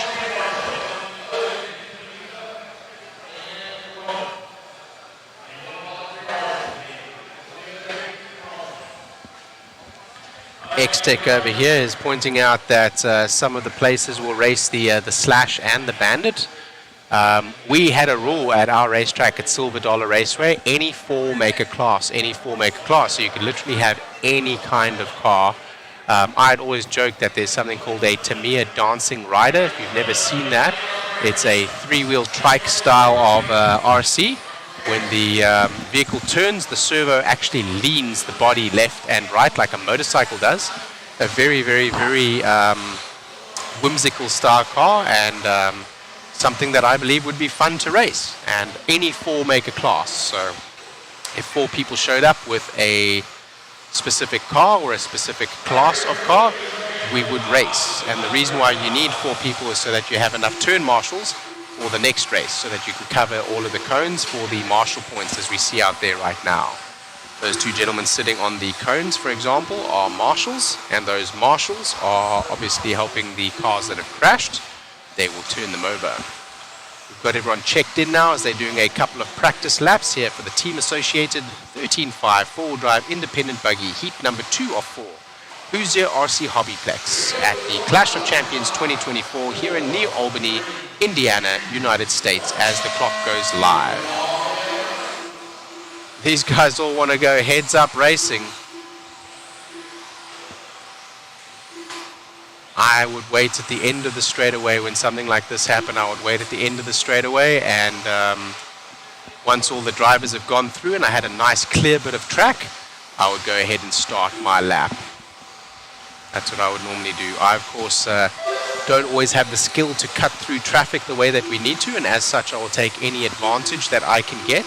And in IFMAR qualifying, that is what we would like to do. As you see that car on the left-hand side, on the right-hand side that the camera is following right now, they each have a nice little bit of track ahead of and behind them, thus not needing to defend and thus not needing to attack, and thus not losing time and overall speed and consistency. That's Kane Humes that we're following around now. Kane Humes in that blue buggy with the white wheels. We drop back now to Adam McCowan. Adam McCowan in a bright orange buggy, looking almost red on the screen though. He's in the bright orange with a yellow wheels and a clear wing. We're following him right now as he goes through the boot over the Team Associated double and onto the start-finish straight away. They're shaking it up right now. That is still McCowan as we go back to Humes. Humes is now going to be that one in the back there, I believe, with the white wheels and purple body. Black wing. That is correct, and that is your current leader. getting shuffled up right now, and he is starting to put in some fast lap times, is Kane Humes. So I think we're going to be following him for some time. He's on a 13-lap pace, 13.5.11, the closest driver behind now on a 13.5.17, 6 seconds behind. So bar a large error or a crash where he needs to be marshaled, he should be in the lead for some time based only upon his own speed and consistency here. And of course hoping that the others are not able to catch him or turn on the heat, right? So if he makes a mistake like that one there, it's not going to make too much of a difference. A couple of those will put him back. He had 6 seconds. He's starting to stretch that lead now as he's the only one able to do 22-second lap pace. This is lap number 6 right now. We continue to follow Humes around, that purple buggy in the black wing as he works with traffic. Traffic steps out of the way. Of course, being IFMAR qualifying, if a faster driver comes up on your bumper, it's not that you must give way, but you should, with not only in terms of etiquette, but also in terms of racecraft and driving intelligence. If that driver is faster than you, let him by and follow his line and see where you can make up time. Still Kane Humes right now as he drops down that Exalt soapbox over the Hobby Wing triple into the shoe, over the team associated double and onto the start finish straight away. He's looking nice and clean. Only had a couple of bobbles. You know, those bobbles aren't going to cost too much. Looking for a way through on traffic and does make a nice clean move up the inside as he steps up the back left-hand side. Now in the Proline S's.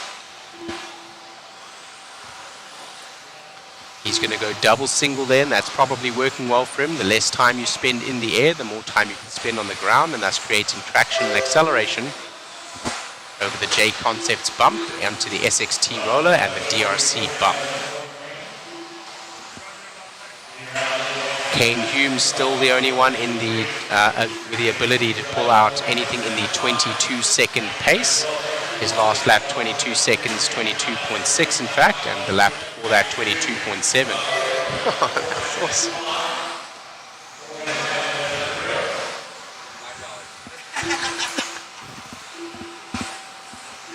That's really cool. Thank you. I got a little gift here from Matt also now. He's printed out one of the pictures that Jason, our photographer, has taken of me, and he's put it in a nice little frame for me. Did we drop the price of those? Are you doing them for $5 now? Oh wow! You can't buy anything for $5 these days. So we do it for the community. The 10 felt too much to me. Once we go bigger photos, then I understand because it costs a lot more. But we're doing it for you guys. All right, $5 is $5. You can barely get yourself a couple of street tacos down at the local street shop these days as we continue to follow Kane Humes. Kane Humes is the purple buggy out front with the white wheels. That orange buggy with the yellow, I believe, is Adam McCown, is just behind him, and that is for the 2, but he is a substantial amount of seconds behind, so they're battling for position, but not on track because he is substantially behind him in terms of the time. Let's have a look at where they finish. In the end, Mike Hess usurps Adam McCown, and a 13.506 to Hess's 12.504, so a whole extra lap was Humes ahead. Humes almost able to lap the field in that sense.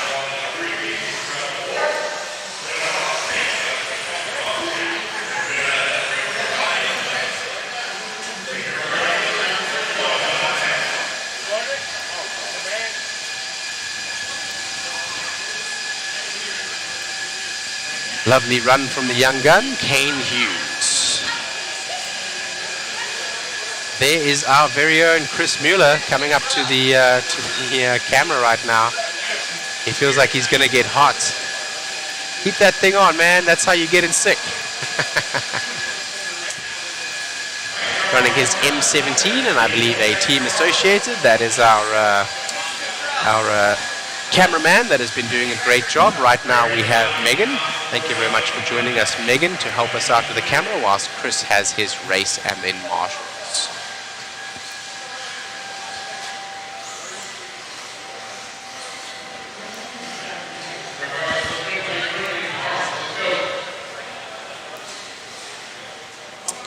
Alrighty, just waiting for the marshals to get out there so we can start warming up. once we do, we will get going underway with race number 31 of 40, the 14.5 four-wheel drive independent buggy brought to you by Team Associated.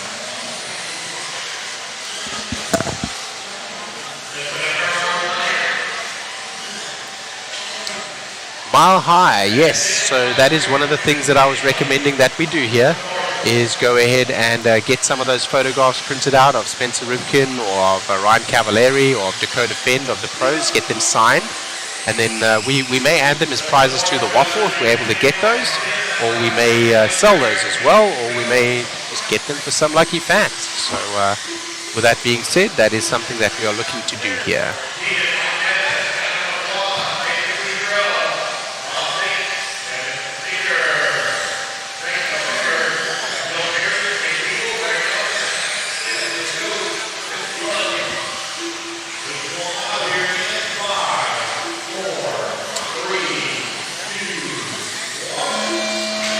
If you want to see when the next stadium truck is coming up there, Alex, what you should do is just pull up live RC and then go ahead to the race event. Let me see if I can do it myself from here. My internet connection is not the best.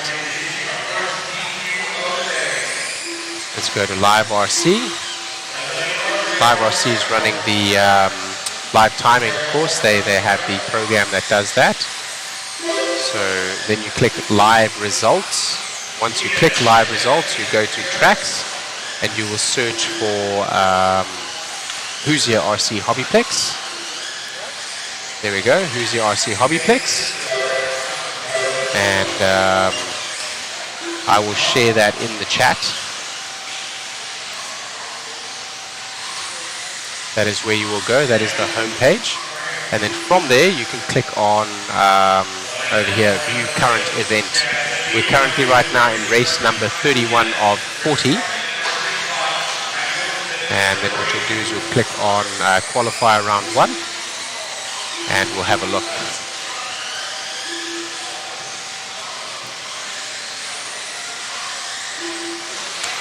So race number 31 of 40. We're going to be doing full drive buggy again, and then we're going over to expert buggy. Where are the next stadium trucks? I believe they're only going to be in the next go around, so that will only be tomorrow, so there's no more stadium trucks today.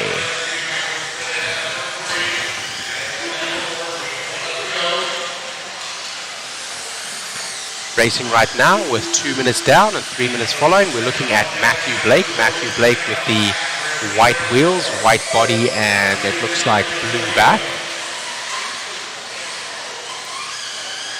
as he comes over the ProTech tabletop and into the Proline S's, down onto the Exalt soap box and the Hobby Wing triple. That white front with the green rear, and the white wheels as he comes across the start-finish straightaway. Matthew Blake right now, and Jasmine Neer.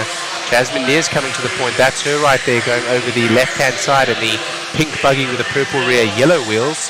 Matthew Blake is battling as well. Jasmine had that unfortunate failure on her four-wheel drive earlier.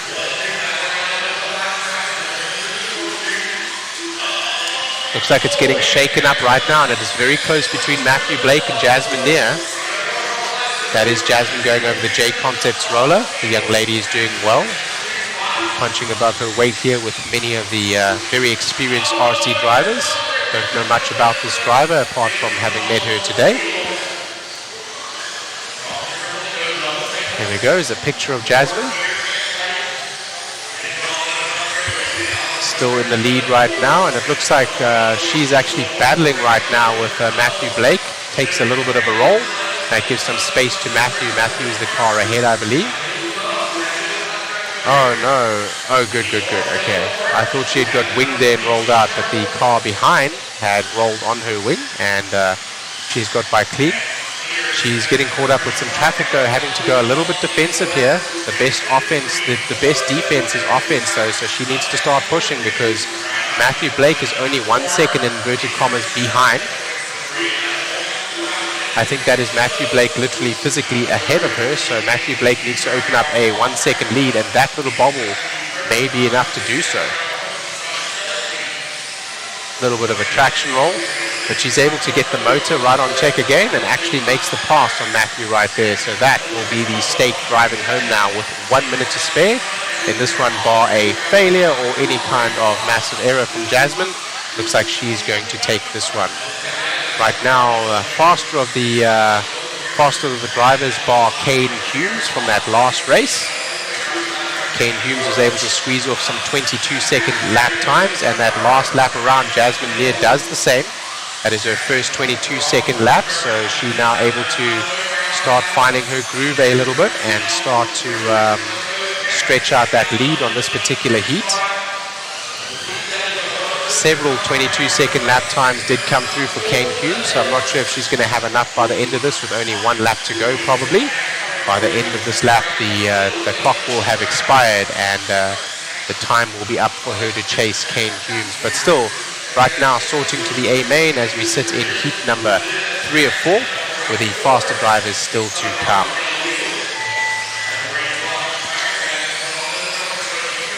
There we go, Jasmine Lear showing us that this is not only a men's sport, you know, women can do this too. There is no advantage to being a male physically in terms of radio control.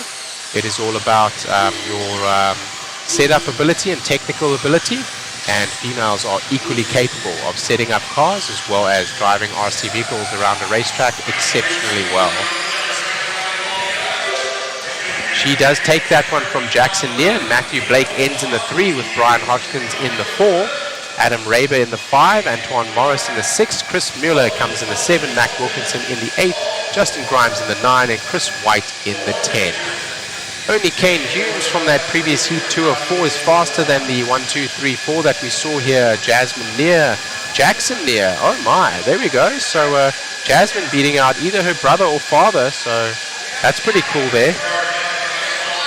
And then Matthew Blake in the end falling down, unfortunately, to the 3rd spot. He was not able to capitalize as the pressure mounted.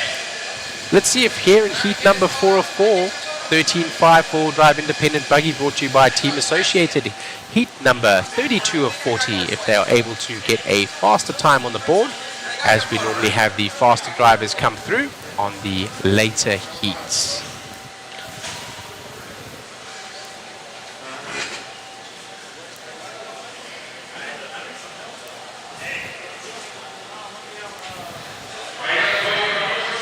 Mike Kaz saying Jasmine has a new fan. I think she will have many new fans after this. Driving very well, and in terms of age, in comparison to the average age of some drivers here, she is younger than most, so still many years and much time to make up as well. We may see that name come up. Right now an independent buggy.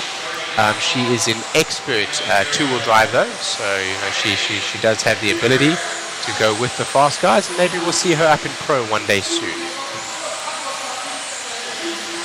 As we get ready right now for them and checking in, the drivers right now with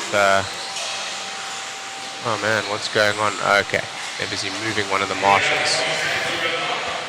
Antoine Morris running to the back side of the track. I thought he was running a very long way to go and marshal a car, but he is just moving to a better marshal spot. Should get going here in just a second as Lance McDonald presses the button, and we are live.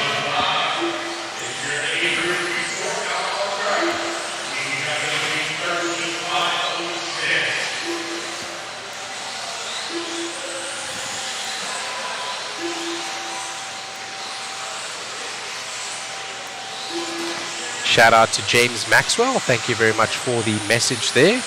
James Maxwell of Maxell RC watching us here on live Mod Live Media, sending out a shout out via text direct to me. What car was Jasmine running? I'm not 100% sure. I believe she was running a Schumacher for her 4-wheel drive there. I'm not 100% sure though what she's running for 2-wheel drive, but I believe it was a Schumacher 4-wheel drive here in independent buggy. Right now the last heat, and right as I said, right off the bat with the first 2 laps out, that qualifying pace coming from Calvin Bruce, which is that red buggy with a white rear and the yellow wheels coming across the start-finish straight now, immediately to the point. Adrian Sitwell in the 2, Josh Kinser in the 3, and Andrew Lee in the 4. And now Bill Womack jumps up to the 3 there. And those 5 drivers faster, though, than what we saw just a minute ago from the young lady.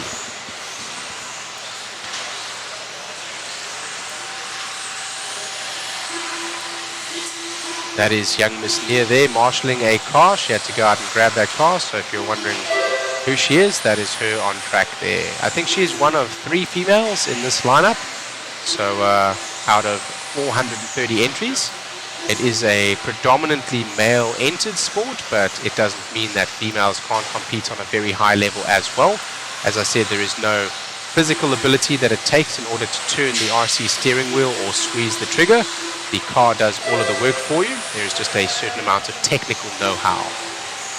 Billy Womack now to the front as Andrew Lee is in the 2, Sitwell in the 3, so Womack on a charge. I think that's Womack as we go around the back there with the light blue front and white blue front and white back and white wheels. Going over the team associated double and comes down the start finish straight away.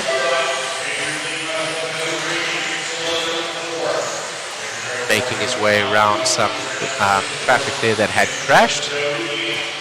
Going on 2 wheels over the ProTech tabletop and down the Exalt soapbox.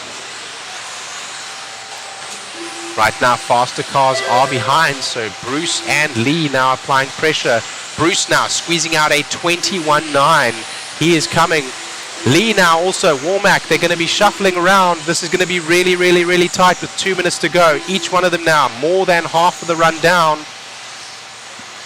They're all on a 13-lap pace. It's going to be super tight. We're separated by about 2 seconds from 1, 2, and 3. Calvin Bruce right now to the point. Calvin Bruce, I believe, is that buggy right there. It is the orange with the white back and the yellow wheels. He's squeezed out a fast lap time, the only one we've seen in this particular heat, an independent four-wheel drive buggy dipping into the 21s. Lovely line there and taking it very nice and smooth, carrying a lot of corner speed. His car is looking dialed. It's looking like it is glued to the track, and it may well be with the Elmer's glue. He had to dodge Antoine Morris there, marshalling a car, almost got hit. Let's see if this car lets him by. I think they should in just a second. That's the leader working with him. I'm not sure he is aware. Calvin Bruce now by on that traffic, whoever that might have been. It looks like that might be Jeremy Kramer down in the 6th that he was battling with, unaware that that was the leader and didn't let him by. Again, it is not absolutely ruled that you must do so, but it is generally, as racecraft, intelligent to let the race leader by and see where you are losing time, and thus just follow them and try to improve your own time.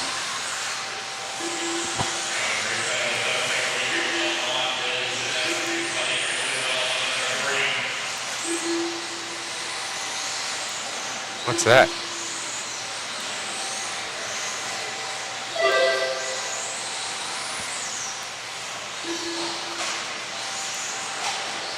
Okay, I see a bunch of names, but I'm not sure what all this means. The pros and Joes. Okay, are these the current leaders as we're sitting for the clash? Is that as we're sitting?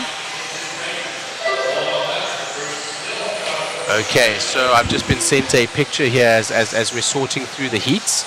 And as we're starting to sort through the heats, of course, we have stock, which are our Joes, as we call them, and the pros. And as we're sitting right now in the sorting, I will give you the update on that in just a second. As we finish this race out with Calvin Bruce coming across the line there, he does, in the end, stitch it up with quite a substantial lead over the rest, almost 17 seconds over the rest. The only one on a 13-lap pace. And he's still going to finish that 13th lap here as he made it by the clock for an additional lap.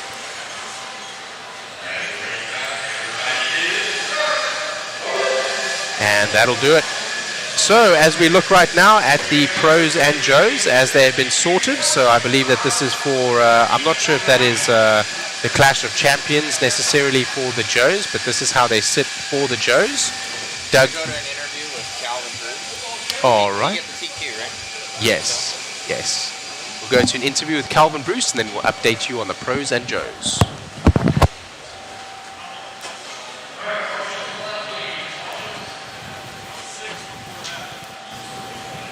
Amazing run out there, Calvin. Dude, making it happen. How's it feel? Feels really good. Who do you want to thank, my man? Man, everybody at Force Raceway helped me out. I've had some help from a few guys. I can't think. There's a lot to thank, so I probably can't start naming it. I missed some, so I had a lot of help. Is this your home track? It is not. Right on. Where do you come from? Arkansas. Very, very cool, man. Great job out there. Congratulations. And, hey, try and take the next one. Thank you very much. I'll try. You got it, buddy. See ya. That was Calvin Bruce there, managing to squeeze out the only 21-second lap time that we saw from those last independent drivers in Heat 4 of 4, and managing to stitch up the TQ as well. All right, so let's have a look over here as the Joes have been sorted, and I've been sent a list. Right now it's Doug Powell from Adrian Sitwell to Anthony Russell, Matthew Blake, Jeffrey Miller, Chris White, Mitch Cantrell, Casey Futrell, Scott Walter, and Jared Miranda. For the pros, as we are sorted right now, Dakota Fend is sitting on top of Cole Tollard. So TLR and TLR right now from Josh Mellier. Tater Sontag sitting there in the 4, also in a TLR. Hunter King, Carter Irish, Nate Sutherland, Aaron Kaufman, Andrew Kaufman, and Talon Henley.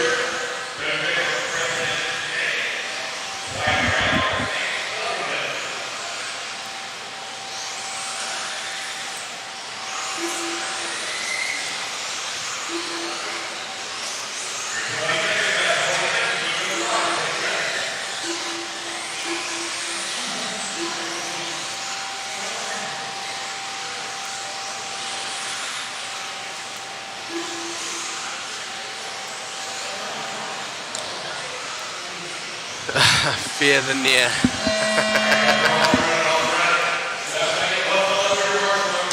All right, as we get racing here for TDK 13.5 Expert Buggy. TDK, your non-toxic.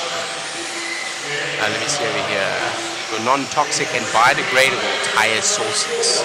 TDK Repair.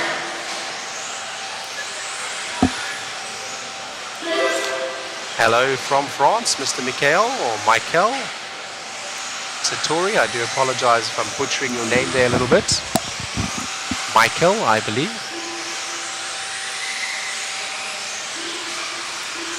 Not sure what happened to Jared Miranda. I think he bobbled and maybe had a crash, was working in traffic, didn't quite get through as well as what he wanted in that last race.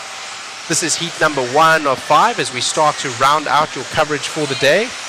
It looks like we will be finishing around about 8 p.m. again today.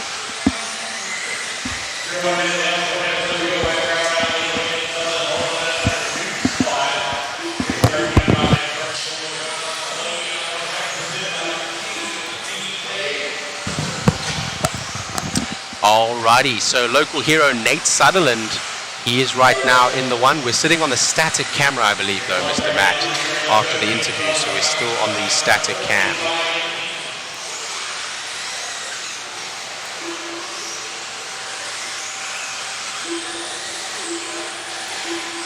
Mr. Matt, can you hear me?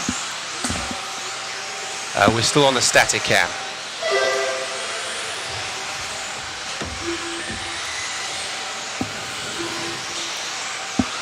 Thank you very much. That is Nate Sutherland we're following around in the orange buggy and white wheels. It looks red on screen, but I can assure you that is bright, luminous orange. Looking very fast indeed. 13.5 Expert 4-wheel drive buggy. Looking very dialed and certainly looking very fast.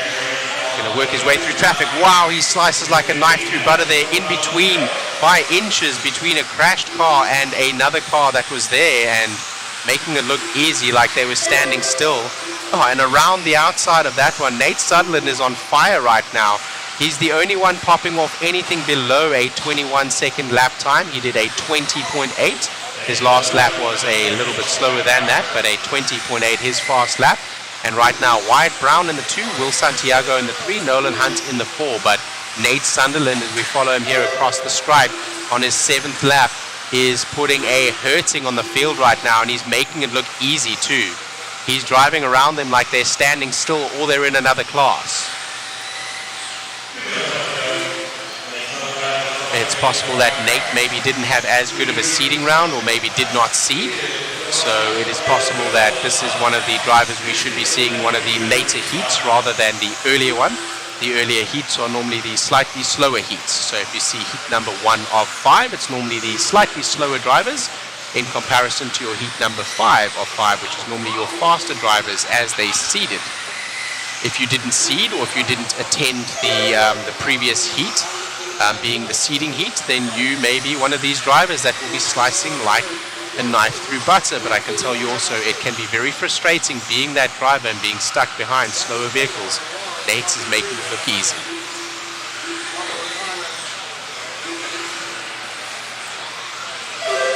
His car is looking very well dialed in, staying very well on all fours. He's taking very nice smooth lines. Lots of motor to boot as he's coming down the downside there on the phantom downside, getting lots of power from the rear wheels. Not able to triple though. These are 13.5s. They are expert buggies, but although expert doesn't make the motor turn limit any faster, these motors are not able to make that triple. Or if they are only just able to make it. Instead, they choose to double and single as they go through the Proline S's. We'll see the triple that I'm talking about right here. They're going to double and single. And across the stripe again. He's the only one on a 14-lap pace right now, and he is about a lap and 3 seconds up on the rest of the field. The rest behind on a 13.508. He is on a 14-lap pace, around about the same. 10 seconds left on this one as Nate puts a masterclass on the field here. Let's see if he can hang on to that and where he seeds. He's going to be interesting to watch as we go through the next couple of heats.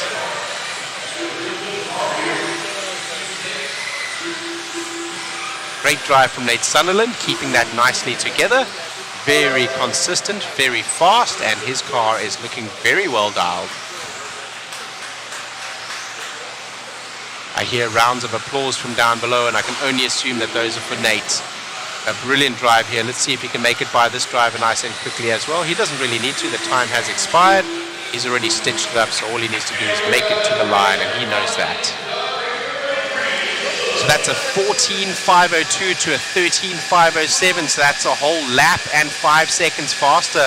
The third place only 3 seconds behind, so 13.510. Great run from Nate Sunderland. Let's see how that pans out as we go through the next couple of heats, and he is able to hang on to that.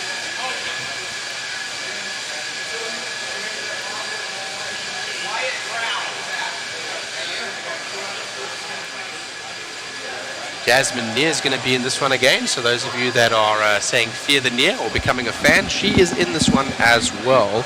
13.5 expert four-wheel drive buggy, heat number 2 of 5.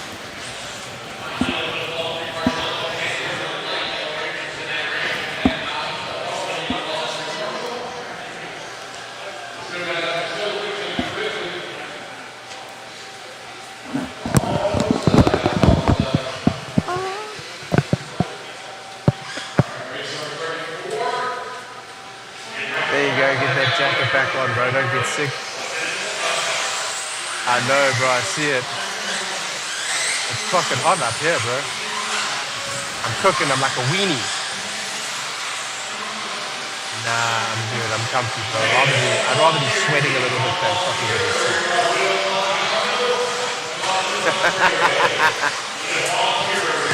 I don't know if I have any food left. Is there any food down there?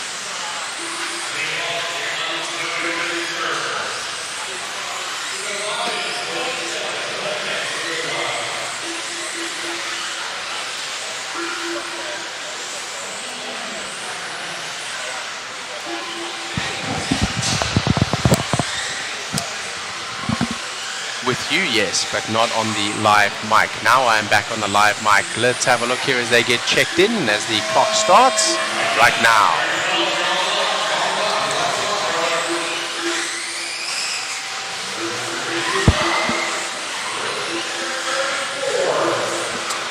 So this is heat number 2 of 5, 13.5 expert two-wheel drive buggy, brought to you by TDK, safe, non-toxic and biodegradable tire sources.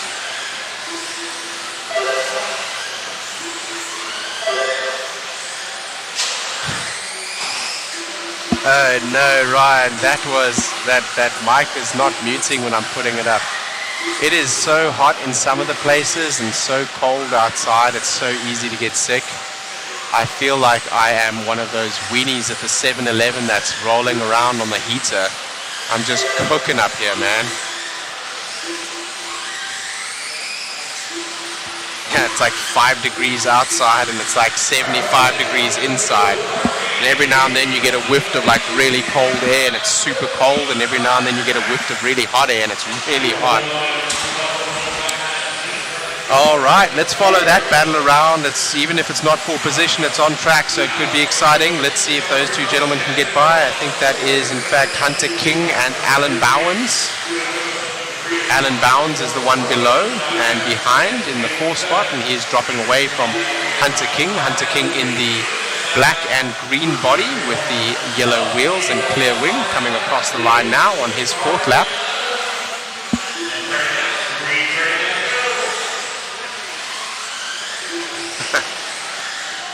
Oh man.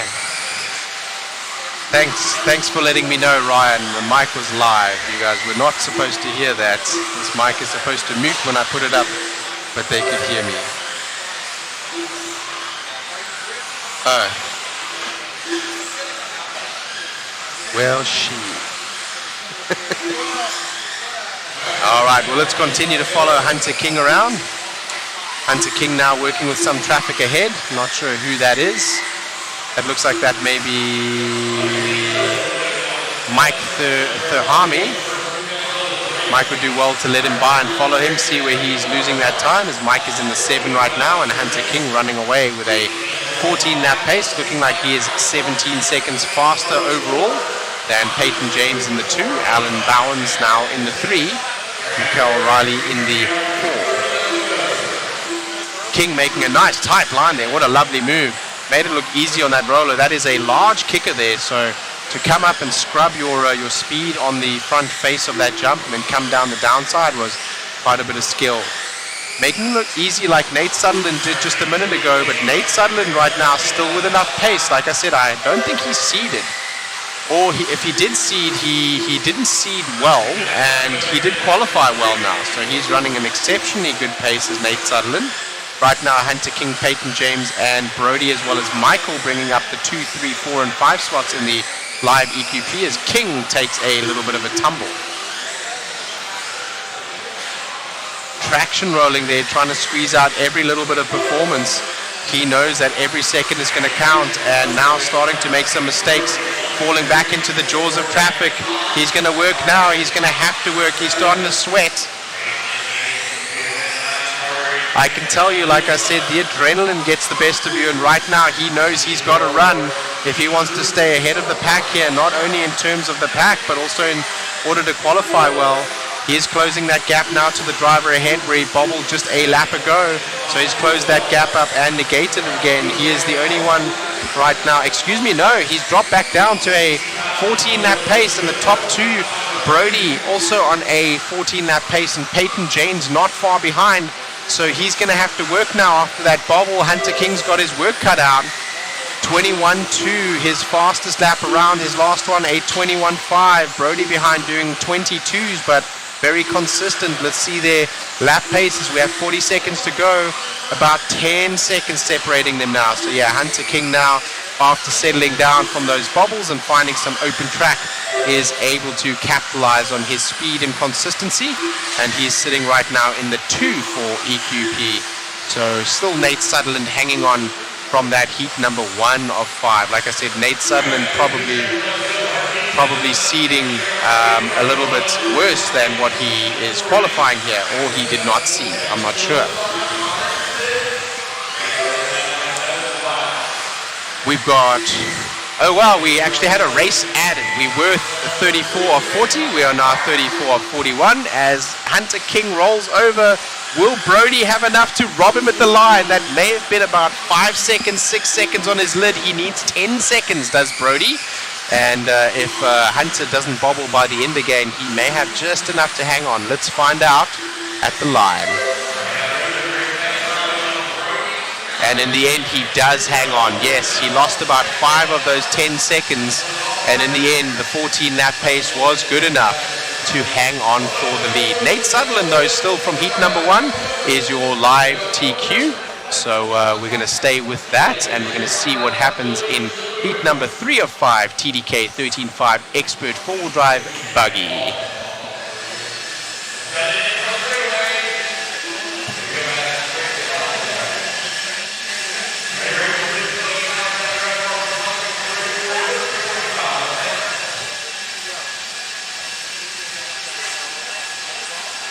Yeah, Bakarama is Jasmine near having a noisy spur gear again. She had an issue with her four-wheel drive earlier. I'm going to go down after this race and see if she's still sticking around with her car, and I'll find out exactly what is happening with that four-wheel drive, because I'm very interested to know. Mechanically, I didn't see how it was possible for the spur gear or the motor to move the way that it did, but of course it did disconnect from the drivetrain, and she was out of seeding. And qualifying now, it was making a noise again, but she managed to make it through, and no mechanical failure there. So heat number 35 of 41, TDK Expert 4-wheel drive buggy, heat number 3 of 5 for this class.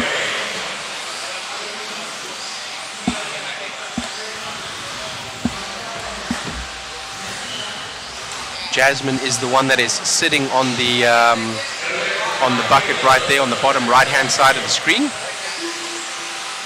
You may see her marshalling at some point.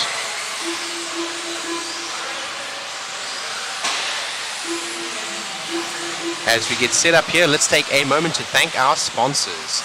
Team Associated, Protec, SXT, DRC, TDK, Exalt, TLR, Phantom Racing, Hobbywing, Motif, One-Up Racing, DVR, R1 Works, Vision Racing, Factory Tracks Racing, K&K, Mod Live Media, Boom Graphics, and Proline RC. 5, 4, 3, 2, 1. Loop is live.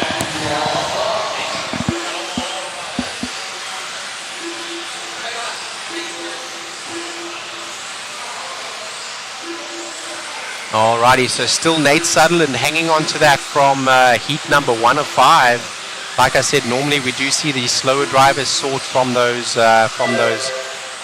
earlier heats. They're normally in the slowest seeds will be put in the earlier heats. And right now Nate has done well to hang on to that spot. Even coming out the gate with some pretty decent laps as they get started on 14-lap paces.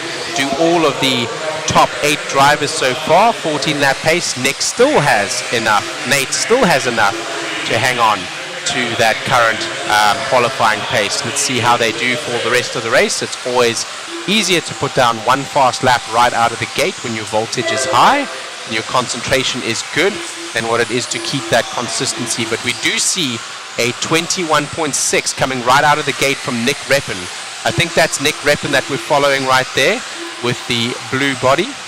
He is the orange and yellow with the white wheels. So he is trying to make a move on what seems to be Greg Niklas, who is now in the 6th. Greg Niklas in the purple and blue with white wheels. Through goes Reppin, does give the move from Greg Niklas, very kind to do that, and of course is expected and recommended but not required. Nick Reppin now coming through. He's one of the local heroes, one of the regulars here at Hoosier RC HobbyPlex. He's on lap number 4 right now with 2 minutes down and 3 minutes to go. 2 seconds back is Marcel Grambel, and Matthew Shogren is in the 3 with Brady Lucas now falling down. I was about to call him the 4. Now it is Tony Montel, Greg Niklas, Gregory Tennies, and then Brady Lucas.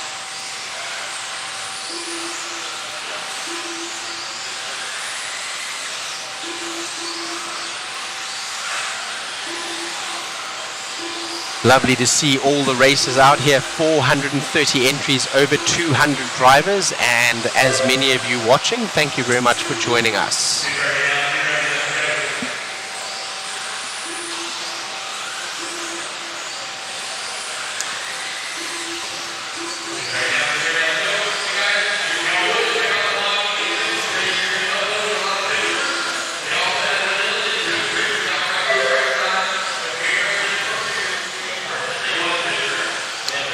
Still Nick Reppin out in the lead right now, and still Nate Sutherland. As I expected, that seed must have been really bad, or he didn't seed because he was just cutting through traffic and making it look really easy.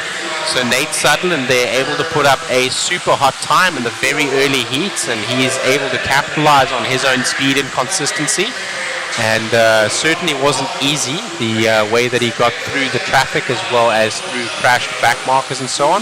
Nick Reppin there making it look easy also though, so maybe he will be able to do something in the race against Nate Sutherland. But right now the time and scoring is telling me that Nate Sutherland is going to take this one as well, still with 2 more heats to go though. So Nate Sutherland still got some time to see if he's going to take that TQ in qualifier number 1, with some faster drivers in heat number 4 and even faster in number 5 to come.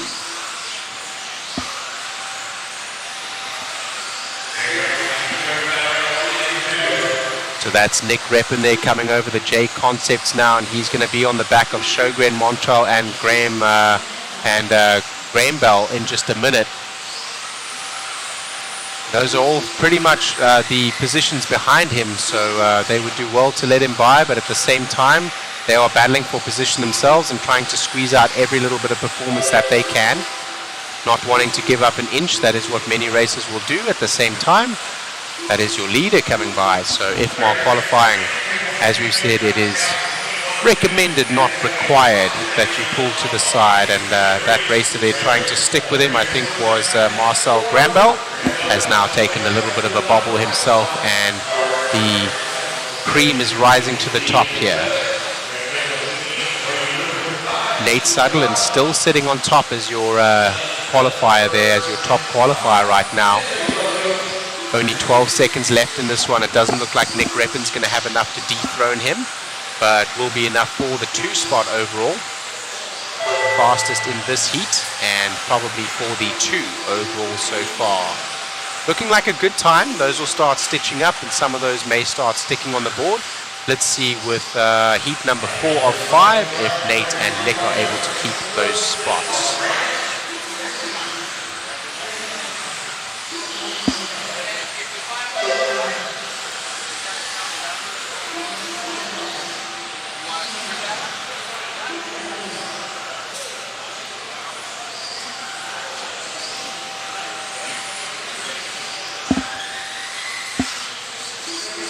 .14.508 pace. He is in fact finished. We followed in for an extra lap, and that's going to be Nick Reppin from Matthew Sjogren from Gregory Tennies.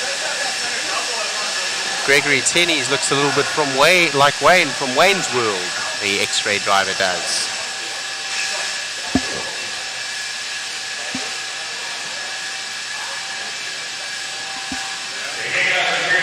As we get ready here for now what will be a difficult time to keep with drivers like Brian Dunbar and winners of the Masters of Dirt, Mason Templeman, and defending champion for the stock class, Doug LaRiviere, also, as well as Zach Gastelum. Zach Gastelum also putting down some really hot times earlier in some of the other disciplines, so also will be one to watch. And this is for the B main. So Nate Sutherland now seeded well, and should I say qualified well here for qualifier 1. But let's see if he can hang on to this. Now the big guns are coming out swinging.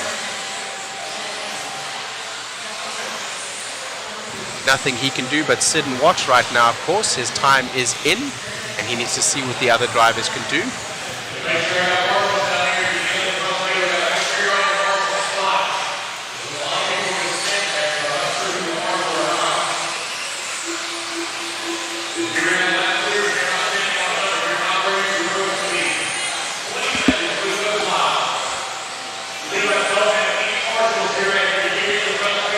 Some big names in this one, even though this is essentially equivalent to the B main for the qualifying heat. Dunbar, Damon Smith, Doug LaRiviere, Mason Templeman, Zach Gastelum. Clock is about to go live.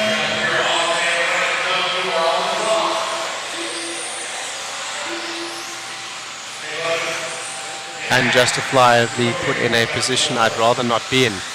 Knucking Futz, are you Nate Sutherland?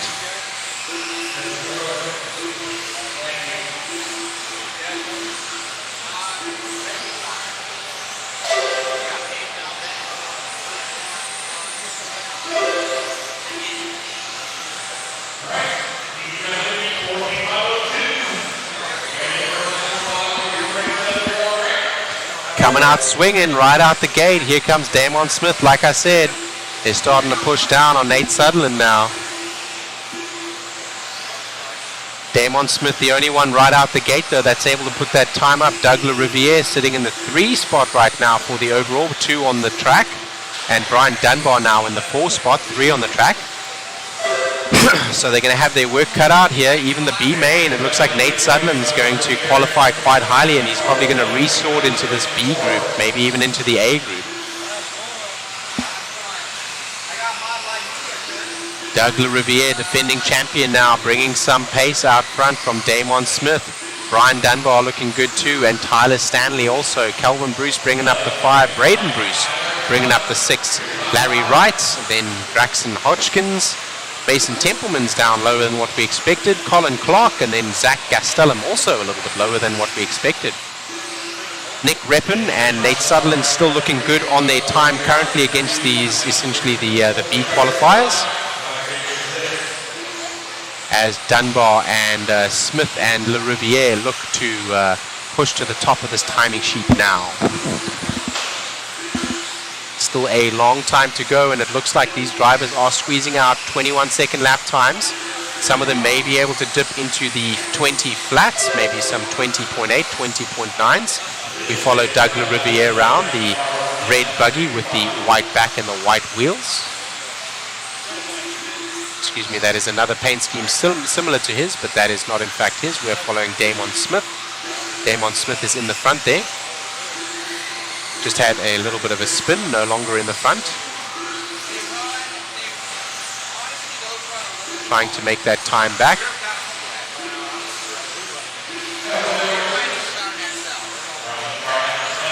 It's looking pretty tight on track right now as we look at number 1, 2, and 3 all on a 14-lap pace. The lead on a 14.503, and number 2 and 3, Doug LaRiviere and Damon Smith, were on a 13.504. So not much separating them in terms of time. Nate Sutherland still right now is sitting in the top spot right now, so he's going to be seeding, it looks like, to the B or the A main as we sit currently.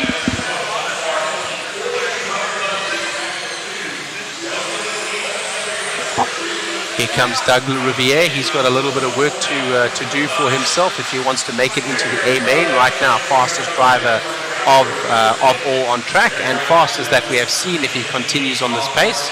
1 minute 30 to go, so more done than what he needs to do. He's got the work in the bag so far, with Brian Dunbar also bringing a threat, and Damon Smith also pushing up. Damon Smith, a local hero here.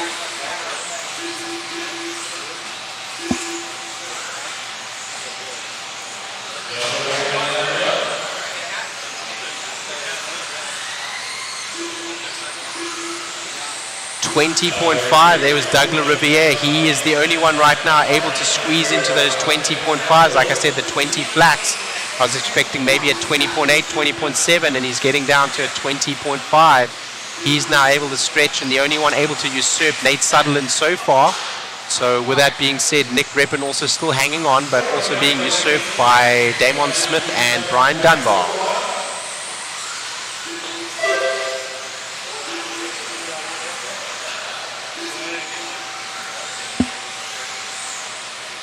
That's LaRiviere coming through now.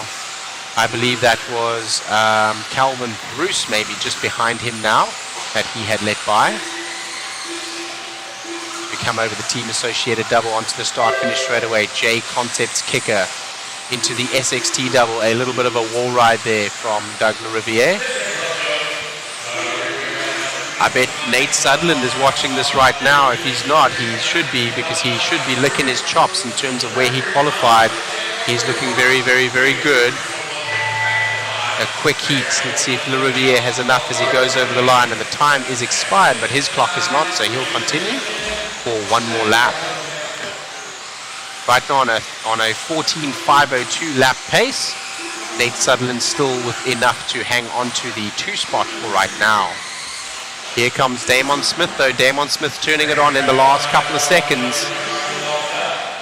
Let's see if he can finish strong. Can Damon Smith and take that 2 spot from Nate Sutherland, who still hangs on to the overall 3.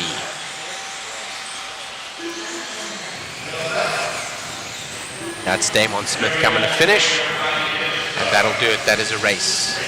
Damon Smith in the end only 0.2 seconds behind Le Riviere.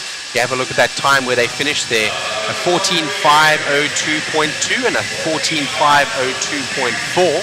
Very, very, very close, and only 2 seconds behind was the next driver down. Stepping up to heat number 5 of 5, now the fastest of the drivers as they seeded.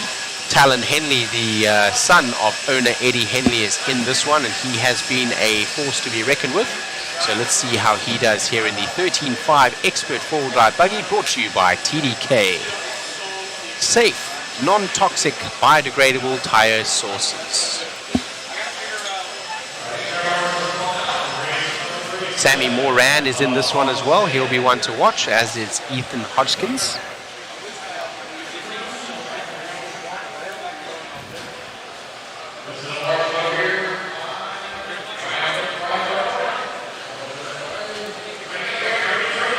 So 37, 38, 39, 40, 41. We have 5 races remaining. We're going to go a little bit later than 8 p.m. tonight, having been here for a full 12 hours from 8 a.m. this morning, having started at 9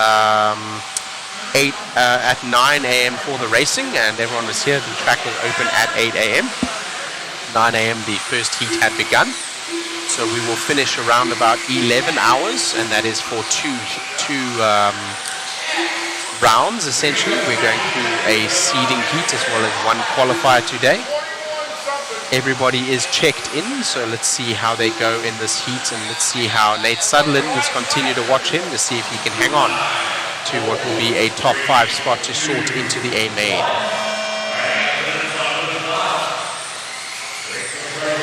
You see these drivers all stuttering to go from the line, and that's not because they're not sure who wants to go. That's so that they can make themselves some space. The experience of these drivers here is showing.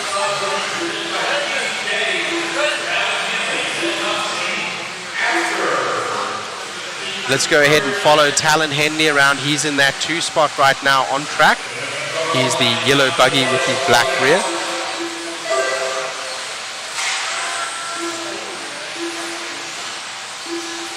Over the Protec double into the S's.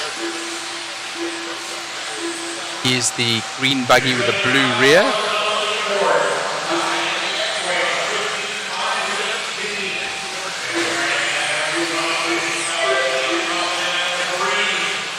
That is...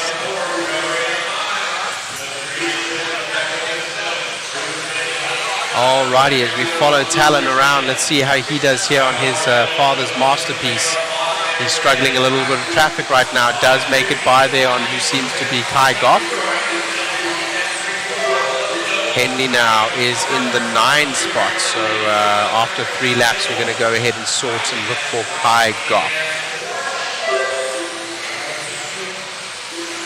I think Kai Goff is that white buggy with the yellow wheels making his way through traffic there. That's Sammy Moran, excuse me, Sammy Moran. No, Sammy Moran's got... Is he running a practice body? Ah, I see.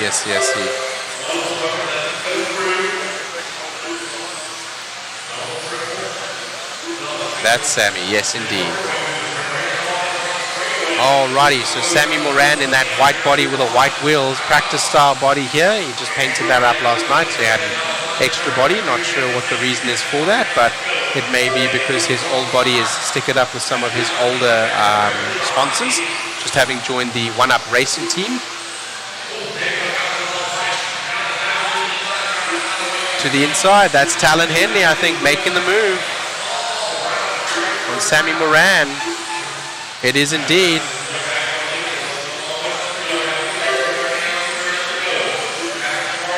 That was Sammy Moran being passed by Talon Henley. Sammy right now still in that top spot, and right now Nate Sutherland is no longer in the top 5, so it looks like he's going to sort to maybe the B main, but that's great to come out of what would have been the E main sort. So good job by Nate Sutherland there from heat number 1. Now in heat number 5, we see the top 5 drivers: Sammy Moran, Talon Henley, Trevor I can't see that, Michelesso, Kyle Goff, and Kai Goff.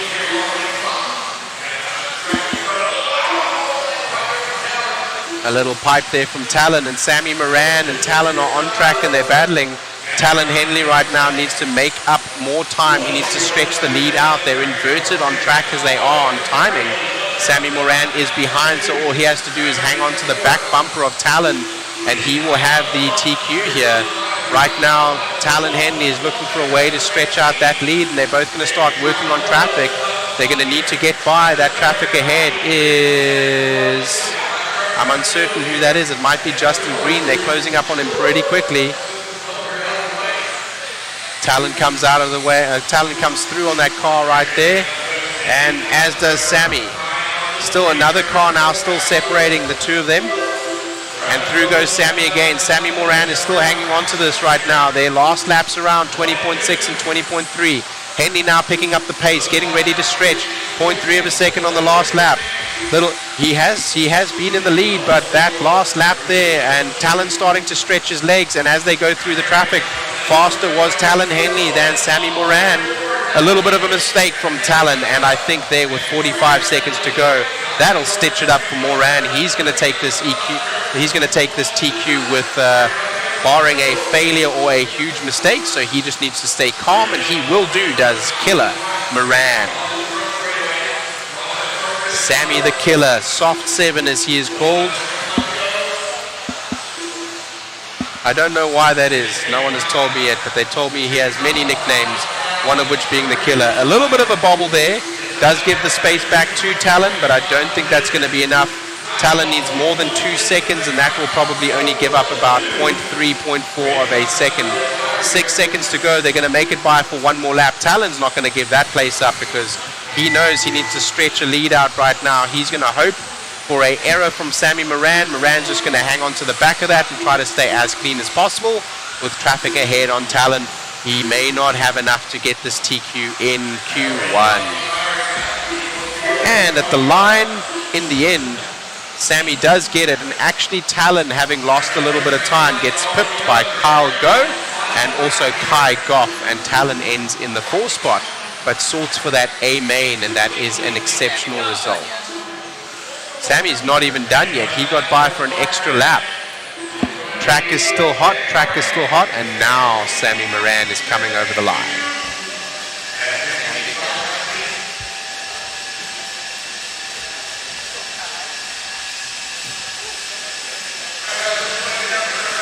Sammy got it. They trimmed that right there. So we're going to go and get an interview with Sammy Moran now. Sammy the Killer Moran. Next up, some pros coming up. Well, Sammy, dude, it must feel good. One-up racing this year, switching everything up. Got the team associate ready. You got Brent over here. And, dude, full mod puck system. Sammy the Killer. Oh yeah, everything's working great. Starting to figure out the cars. Big thanks to Brant and Randy for all the help, and thanks to all my sponsors. Right on, man. Great job out there. And I'll say again, full mod puck system in there, looking good. Oh yeah, puck's working great. Great job, buddy. Thank you, Matt. You got it.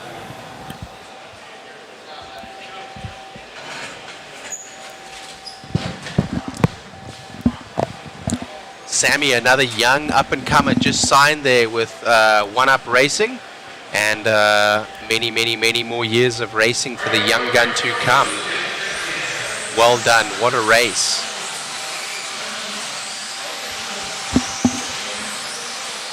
We've got some big boys up on the stand now. I see Dakota Fend up there. I see Kane Humes. He did well in one of the races just a minute ago. Tater Sontag is up there as well. And so is Andrew Kothman, who is the father or brother to Aaron Kothman, I believe, another one of the pros running here with us. This is the four-wheel drive mod buggy, brought to you by ProTech RC, a higher level of performance. ProTech RC available from your local hobby shop or at amainhobbies.com, www.amainhobbies for all your RC needs.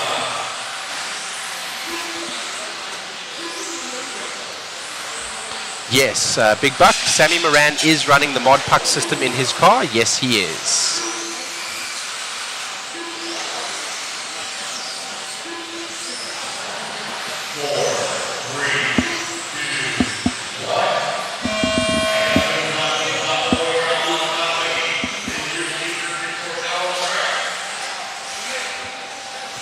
This is the last of 4 races that we will see today. It looks like we will finish around about 8:20 or 8:25 p.m. Eastern Standard Time. Thank you for joining us here for 2024 Clash of Champions at Hoosier RC HobbyPlex in New Albany, Indiana.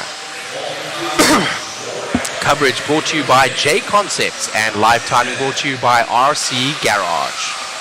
Let's take a moment to thank our sponsors: Team Associated, ProTech, SXT, DRC, TDK, Exalt, TLR, Phantom Racing, Hobbywing, Motif, One Up Racing, DVR, R1 Works, Vision Racing, Factory Tracks Racing, K&K Hobbies, Mod Live Media, Boom Graphics, and Proline RC. This the four-wheel drive mod buggy heat 1 of 3 brought to you by ProTech RC.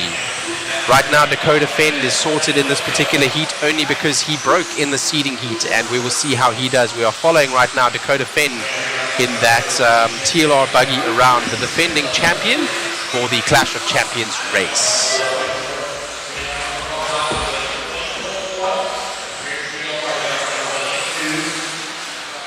We had a bet going here, did Matt and I earlier.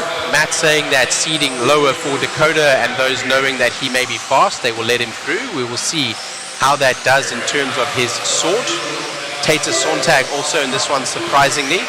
And as we've mentioned, as we've been going through the day, heat 1 of 3, thus the slowest seeds. Doesn't mean that Dakota Fend is not a fast driver. He's an exceptionally fast driver, probably one of the fastest out there. And right now he's got some work cut out for himself if he wants to seed in, or should I say sort, into the higher groups as he goes into qualifier 3 right now. Qualifier 1 and 2 he will run in this heat 1 of 3 for four-wheel drive mod buggy.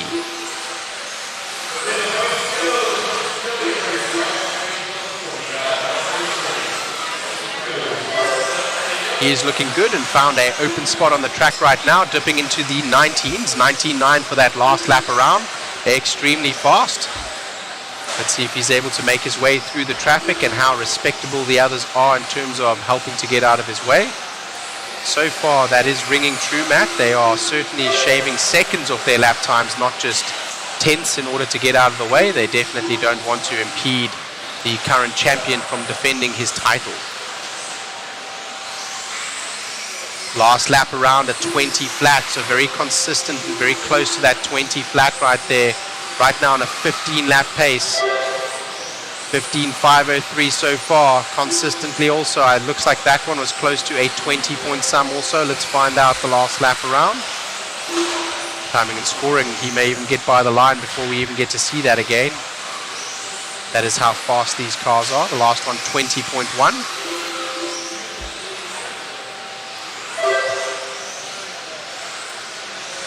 Still following Dakota Fend around right now. Tony Meintel in the 2, Billy Hayden in the 3, Tater Sontag in the 4, Matthew Sjogren in the 5, Riley Becker in the 6, Dan Miles in the 7, and Kane Humes in the 8.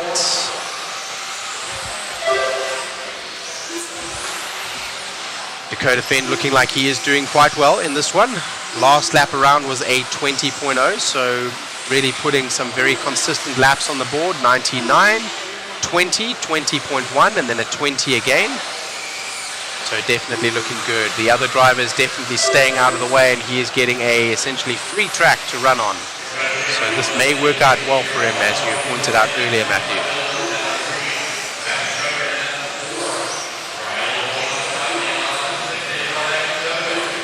Right now with 50 seconds to go, you can see the battery is starting to lose a little bit of voltage, and they're only just able to make that triple. Even Dakota himself, with the fast laps that he's been able to pull off and the exceptional traction that he's getting out of that buggy. Let's see here as they go by again. Still able to triple and still able to get to the downside quite cleanly that time as he comes across the line again. 13th lap right now. Dakota Fend out front with a commanding lead.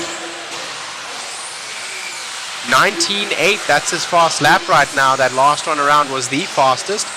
So he is now starting to try to stretch his lead a little bit over this field, but also put in the fastest time possible so that he can try to sort for qualifier number 3.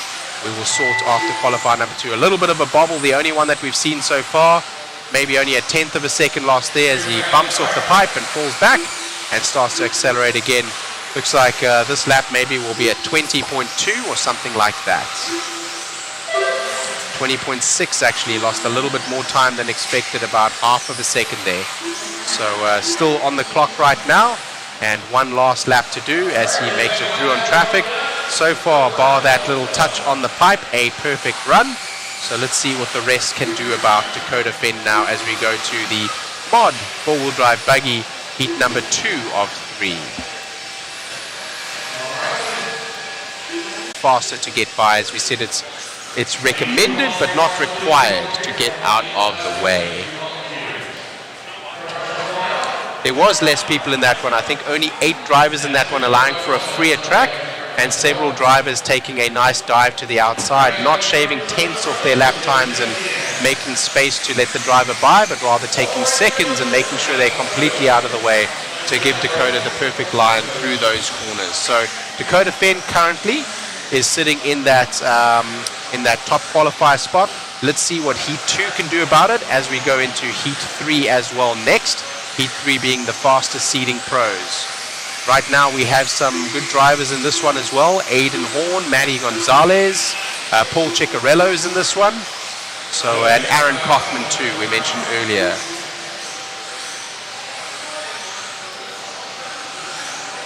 So everyone has got a check except for Kai Goff.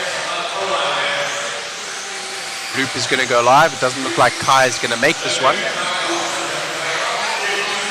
Lance has realized that there is no check from Kai Goff, so we may get just an extra lap here just to see if Kai is going to get onto track. It doesn't look to me like he is on the driver's stand nor on the track right now, so only 8 drivers also in this one.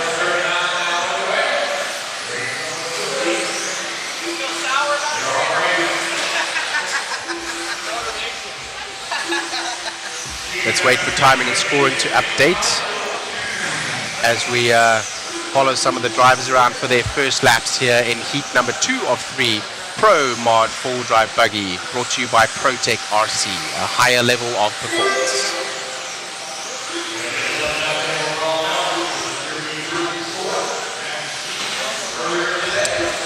I think that's Matty G that we're following there in the red buggy with the yellow back and the yellow wheels. No, he's in the green, excuse me. Yeah, he's in the green, yes.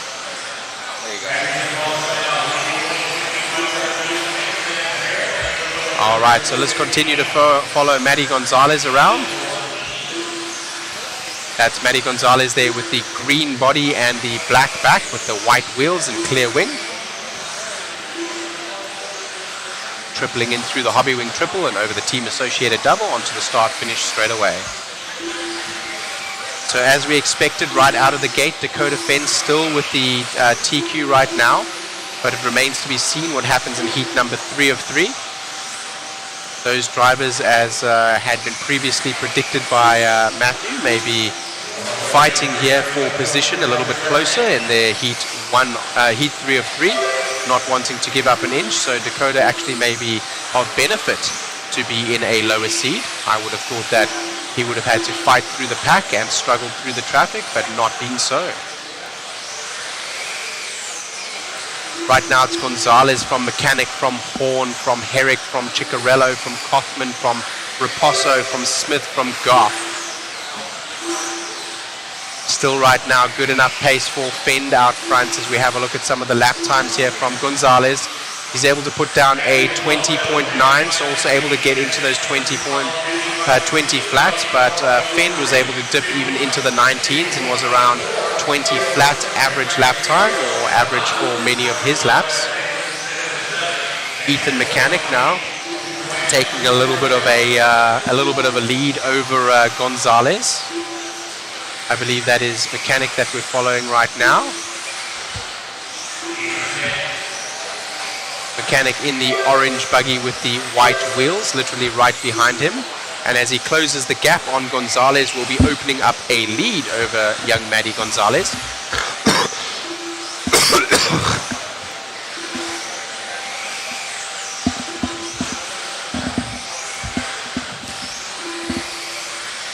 For those of you that are following, we're using F-bar qualifying here, so it is not heads-up format. That means that the drivers on track are racing for the fastest time around the track for the most lap possible.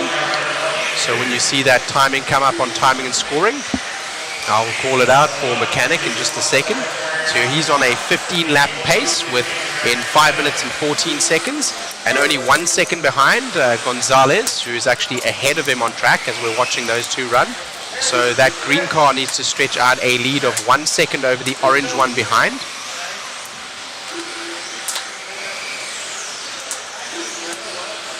The yellow car catching them behind is Aaron Kaufman, so he actually needs to get by these two on track in order to be able to make any kind of inroads into the timing and scoring there.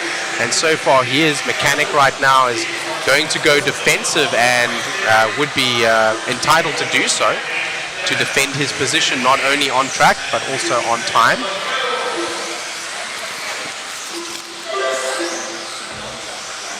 So right now it looks like Mechanic is going defensive. He just needs to hang on to the back bumper of Gonzalez, and he needs to keep Kaufman behind him. So in this particular case, like we said, it is recommended but not required when a faster driver comes up behind you. Now, of course, the faster driver needs to normally be the faster driver in terms of F-bar qualifying. So Mechanic right now keeping Kaufman behind, keeping him honest. There's a little bit of a bobble, it looks like, from Kaufman. Kaufman now has fallen back and has opened up that gap just a little bit. So Mechanic now with some room to breathe and is able to push. Still Gonzalez in the 2. Shaving down some lap times, only a 1/10 of a second that time around. Mechanic takes out of Gonzalez, but again, he doesn't need to pass him on track, he just needs to stay with him. As long as he keeps Kaufman behind, that's the only threat that they have right now. And if Kaufman is kept behind Mechanic, then Gonzalez actually would be happy with that too. So doing him a favor as the clock expires, but they will make it around for one more lap. Still Fend right now with a TQ, enough to hang on to that by a substantial lead. A 15.5-14 lap pace, and they're very, very, very close right now. Gonzalez, 0.7 seconds is what he needs to open up over Mechanic, but it's not going to be enough as they go over the line. Very good run from all of our drivers. Only Aiden Horn is still live on the track. Will they shave his time? They did. Ethan Mechanic from Matthew Gonzalez, and then Aaron Kaufman. Very, very, very close. Only 4 seconds separating the top 3.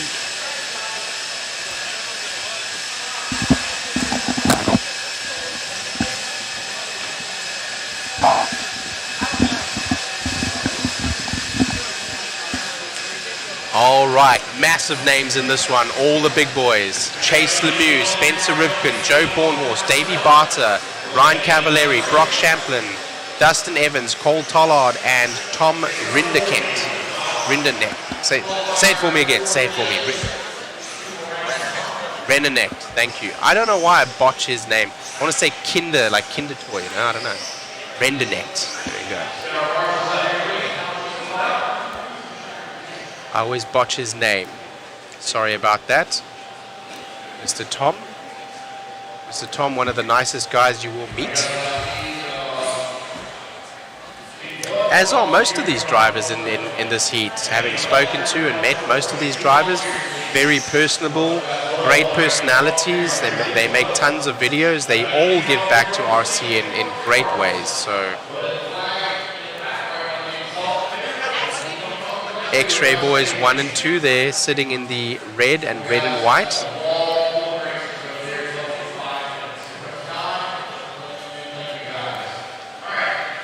Associated and Schumacher right there. They're going to go around for their warm-up laps. Four-wheel drive mod buggy heat 3 of 3, brought to you by ProTech RC, a higher level of performance. Available at your local hobby shop and on amainhobbies.com. www.amainhobbies for all your RC needs. This is going to be a tasty one, and I'm excited to see whether or not we can have Dakota Fend hang on, and whether or not that premonition that Matthew had will become true or not. Will I be $1 richer? Will I be $1 poorer? We don't know just yet. I'm winning that dollar, man. I'm winning that dollar. We will see. We'll win that dollar. I'm calling for our ProTech driver here in the ProTech race to get ProTech power to push him to the victory. Let's see. ProTech. For ProTech, See if we that's can put right. more ProTechs in there. I know, right? There's ProTech on all 6 of the poles. It's on the back wall. It's in the driver's stand. We're back on it again. Chase Luminex, he was super fast, grabbing that top seat, I should say, in seating in the X-Ray car. Let's see who's going to lead us out after the first couple laps here as we're following along with Spencer Rivkin in that B74.2D.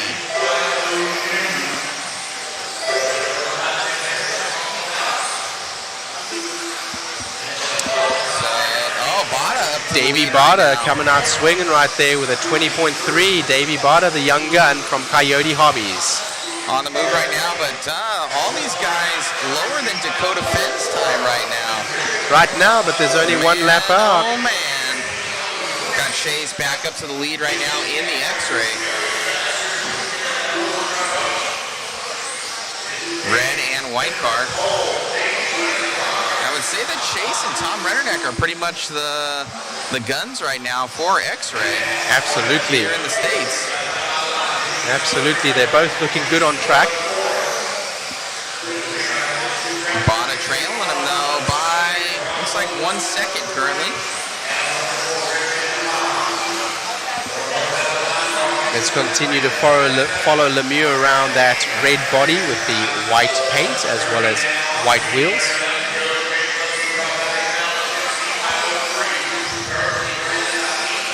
Lemieux right now with a small lead, about 1.2 seconds over Davey Barter. Cole Tollard there in the 3, Spencer Rivkin in the 4. Ben still right now with the TQ pace, enough to hang on to that as they're running. Shay's still leading us out.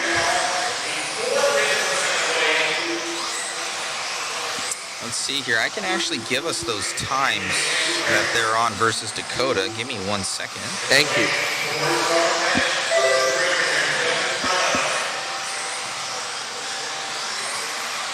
Right now a 15.503 lap pace for Lemieux, and right behind, only 0.6 seconds, Davey Barter. Davey Barter right now sitting in that 2 spot on track. Paul Tollard in the 3, Spencer Rivkin in the 4. Brock Champlin now has dropped to the 5, Bornhorst in the 6, Cavalieri in the 7, Evans in the 8, and in the 9, Brindeknecht. I think I got it that time. Maybe.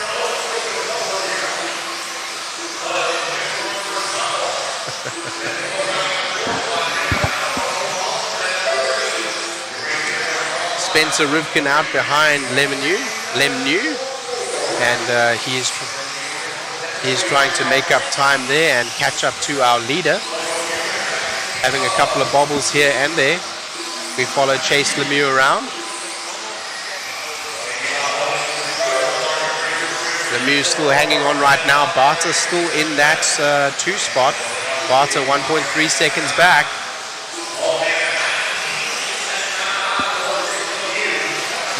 Of a second back now for Bada on Lemieux.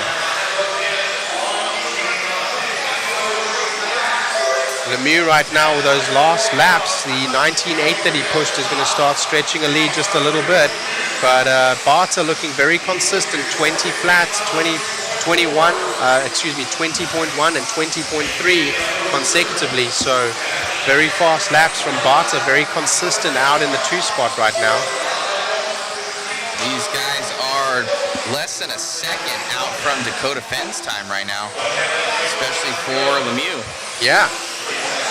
1 minute left to go.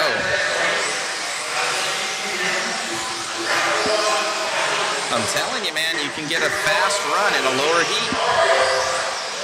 That is impressive. That is impressive. Down that straightaway here. Now we are on Bada in that P2 position. He is 0.4 of a second back right now from a Chase. Let's continue to follow Bada as he just shaved 0.4 of a second off in the last 2 laps. Looking very consistent. Nice whip in the air there.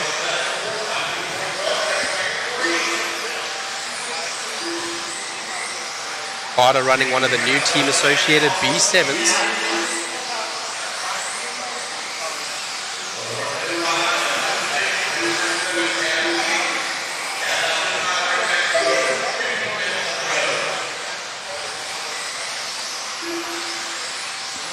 Transfer back over to Chase.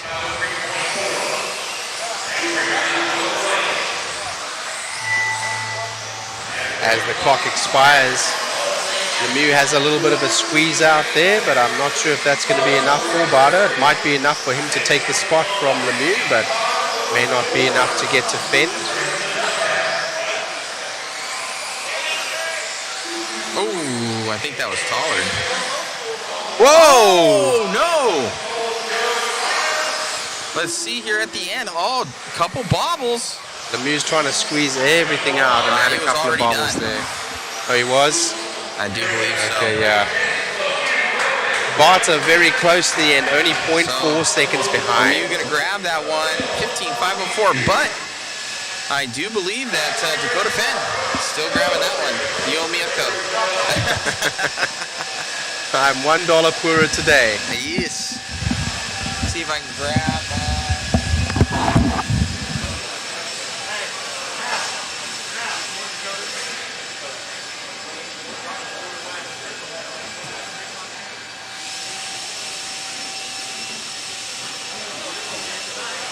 Yes, Bakarama seeing it the same as what Matthew Olson here of Mod Live RC did. So he was saying that if you are in a slower main or if you seed badly, as essentially Dakota did when he broke his hinge pin, that the other racers would respect that and let him by. And essentially there was only 8 drivers on that heat number 1 of 3. We're going to go to an interview.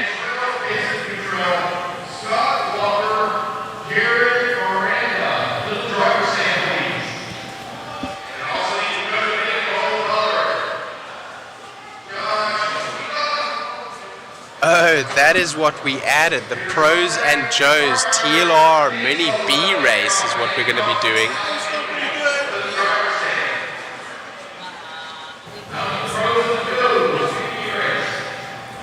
Right on, Dakota grabbing that one, man, from the C heat right there. We were talking, we had a bet going on. I said, I bet you $1 that Dakota gets this thing because sometimes it's easier to get by some traffic as they move out of the way. Obviously, you have to have the speed and worked out those kinks you had a little bit earlier. Yeah, I knew the four-wheel drive was good. It was really great in practice yesterday, easy to good, and had good speed.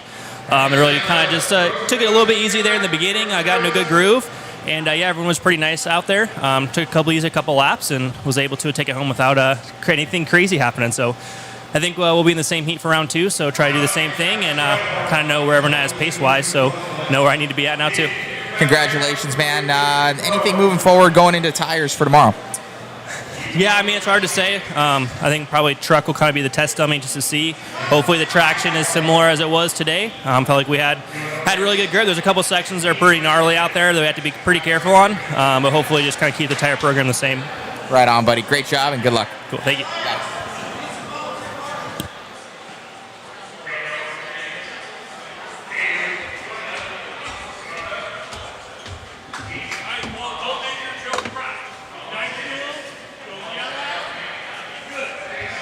All right, so Pros and Joes here. This is what they were talking about. This is a Mini B race, and those were the entrants that they gave us just a minute ago that had been texted over to me. So we will see these names coming up.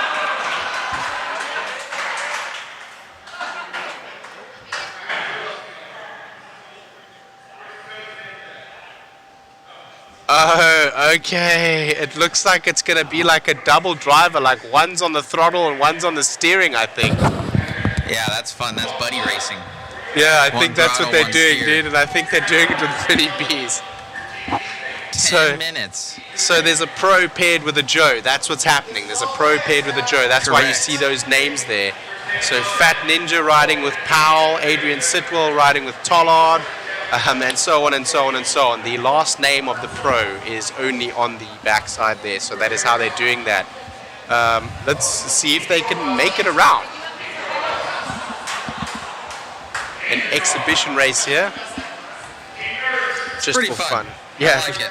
A lot of cool ideas this weekend with the slash and with doing the mini B racing, kind of keeping it lighthearted. I like it. 100%, and keeping the fun in RC. You know, that's what we all started RC for. It's for the fun, you know, and it's for the enjoyment of it, and then just keeping that alive. Hey, hard luck, Mike. pretty much stop or you're going to get banned, dude. So you keep going on about it like a broken record. Lose it.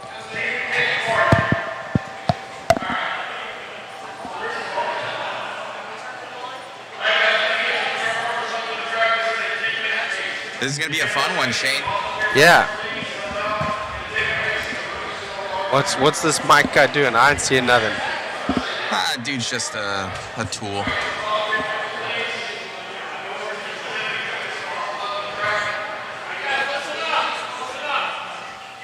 All right, we got...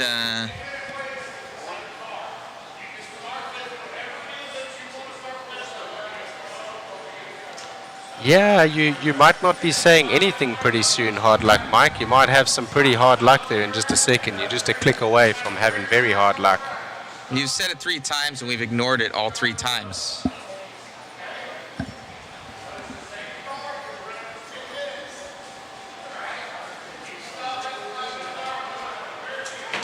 Knowledge is power, but so is this click. Goodbye, my friend.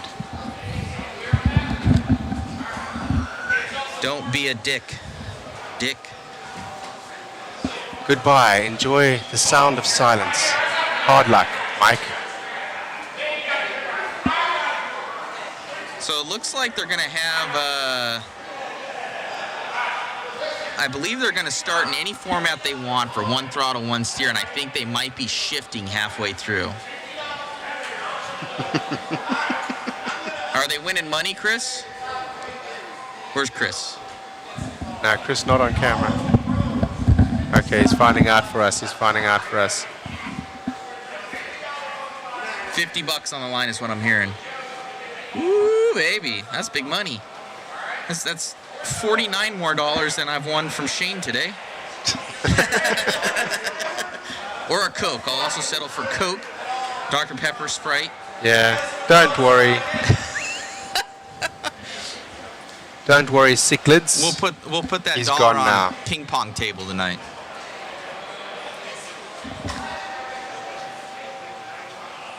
Thank you, Zach. We appreciate that. Hell of a broadcast and coverage today. We really do appreciate that. Live coverage brought to you by JConcepts from Mod Live Media. And with scoring and timing brought to you by RC Garage, RCGT. Man, oh man. Yeah, special thanks to RC Garage, guys. All their graphics and all that stuff where you see the photos and everything like that showing up. It's all thanks to them. So thank you to my boy Andre and RC Garage, rcgtiming.com. Go check it out. Go claim your profile on rcgarage.info. You will be there, I promise you. Great website. They scrape all of the timing and scoring websites. And they'll tell you how many drivers you've passed, how many laps you've done, when last you raced, how many first places you have, all that kind of stuff. Studies all your analytics from your racing career. Yeah, let me see what mine says after this race. Shane Moton. I used to be decent. These things are pretty sweet. Look at all these little mini bees. They're really cool little cars, man. I like them. You know what? They handle really well. I'm super impressed. Chris getting a nice shot of everything.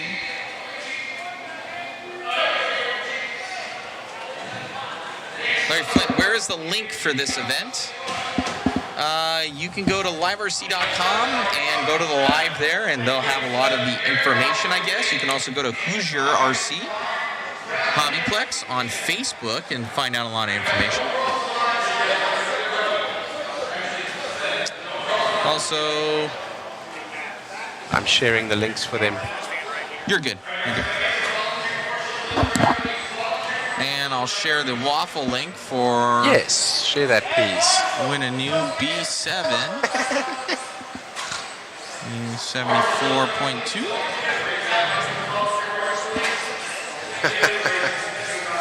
Jason's brave being out there with these guys on different throttle and brake, man. Yeah, they do. So I heard they're brushless. These things are going to rip. They're fun, dude. 1 throttle, 1 steer. Okay. Would have been better if 1 throttle, 1 steer. reverse. So are all the pros starting first and the Joes are going? So they can decide which one goes. Okay. It's a 10-minute race.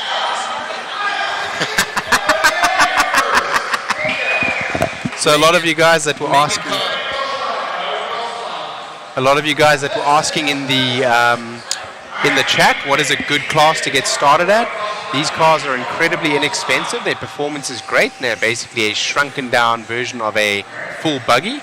So this is often a very good class. They can run on 10 scale tracks that we will see run at many different locations as we do with the tracks and slashes. The little bugs. The little bugs is what Megan calls these guys. That's all, hun. Just the little bugs. Watch this. These things are pretty good. Yeah, they're fast. I wonder what their tires are like. None of them are set up on their tires, so it is quite a tire game here today. So I don't know if they're able to sauce them. I don't think so. I think these things are box stock. I think they just whipped them straight out of the box, dude. They're brand new. There's no ride height adjustment. There's nothing. They couldn't touch it. They just get it. They're trying to burn out the tires right now. Look at them starting nose to head right now like a snake.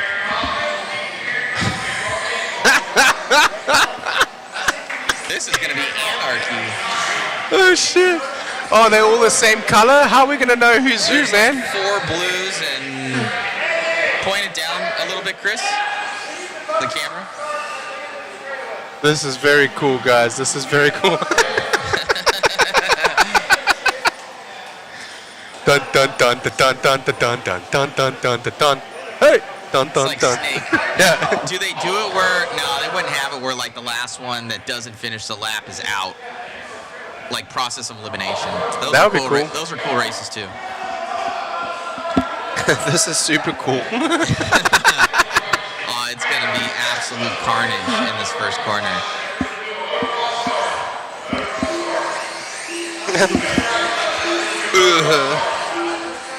They're going to do a motocross start. Do these things have transponders? How do they know who is who? They must have transponders, right? They got transponders.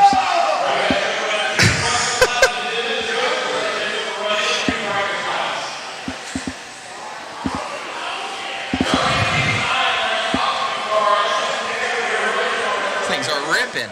They rip, dude. Look at how they go. So these cars are a lot less expensive, and of course you can buy them box stock, straight out of the box. You can buy them and race them, literally charge the battery and you're ready to go. So with that being said, this is often a class that you see at some 10 scale tracks. These cars have the power as well as the ability to take the same jumps. Very smaller cars mean a smaller price tag, less expensive electronics, so often is a very good car to get started. Oh no, somebody's broken even before they got started. No! Don't know who that is, but that's even on the practice heat. He's got an A-arm snapped. He is donezo's. 10 minutes with mini Bs on this track? Oh man. 10 minutes? Oh man. The mini B race. Let's go.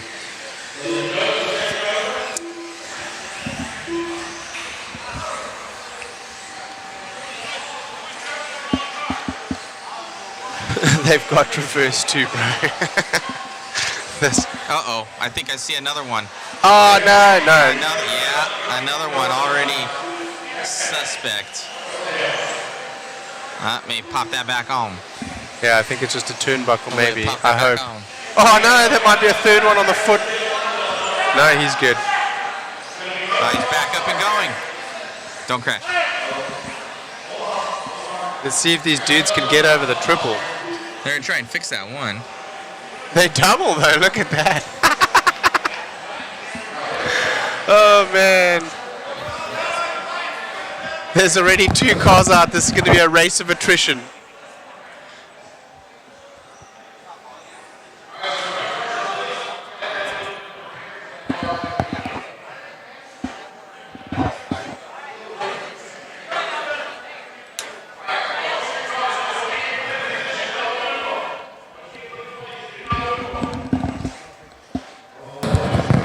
Alrighty. Oh, Supercross start. Alrighty then. Let's get ready to go racing. Ultimate battle. This is what everybody actually came to see. How'd they make 2 hours with the slashes when they can't make 2 hours with the Mini B? Well, the Traxxas Slash is very well known for its durability as well as that particular car's body. Not known for their durability. Right, and also I reckon 2 or 3 of them are going to get stuffed right out of the start of this race here. So the Traxxas Slash's body protects it too. It doesn't take much force through the body, and also has bumpers front and rear.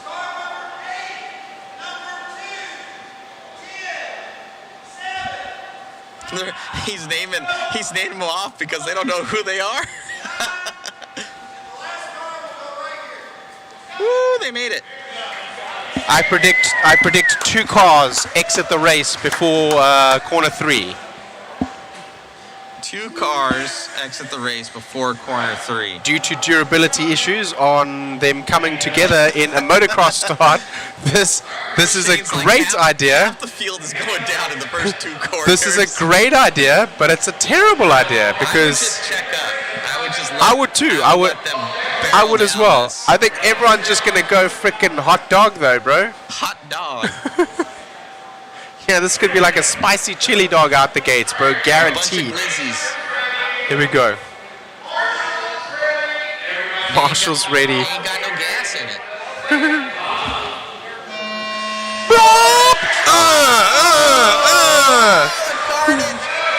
What did I tell you, bro? Let's just watch that in slow motion replay. Coming your way. Let's get sideways. Oh no.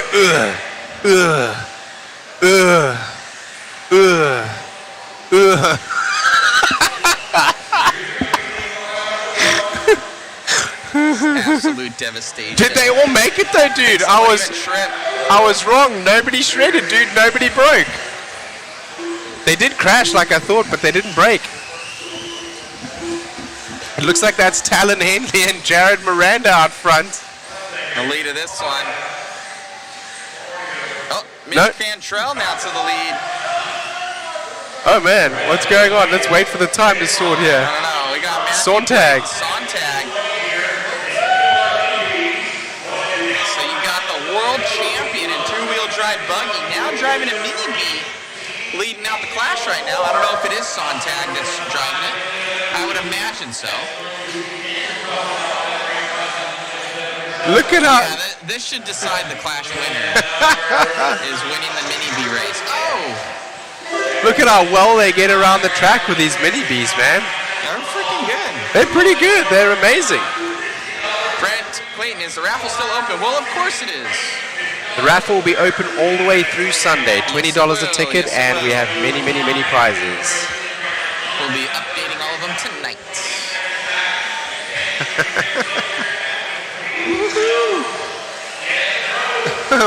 That one looks like it's got an extra motor in it or something, dude. It's got another gear, man. I don't know. It's 2-speed transmission. It looks like it. He hits that extra. He's got another little battery pack in there. He pushes a button. He's got another 2 cells. Do these Mini Bs come with slick tires? I want to say they come with pin tires, don't they? Yeah, they come with little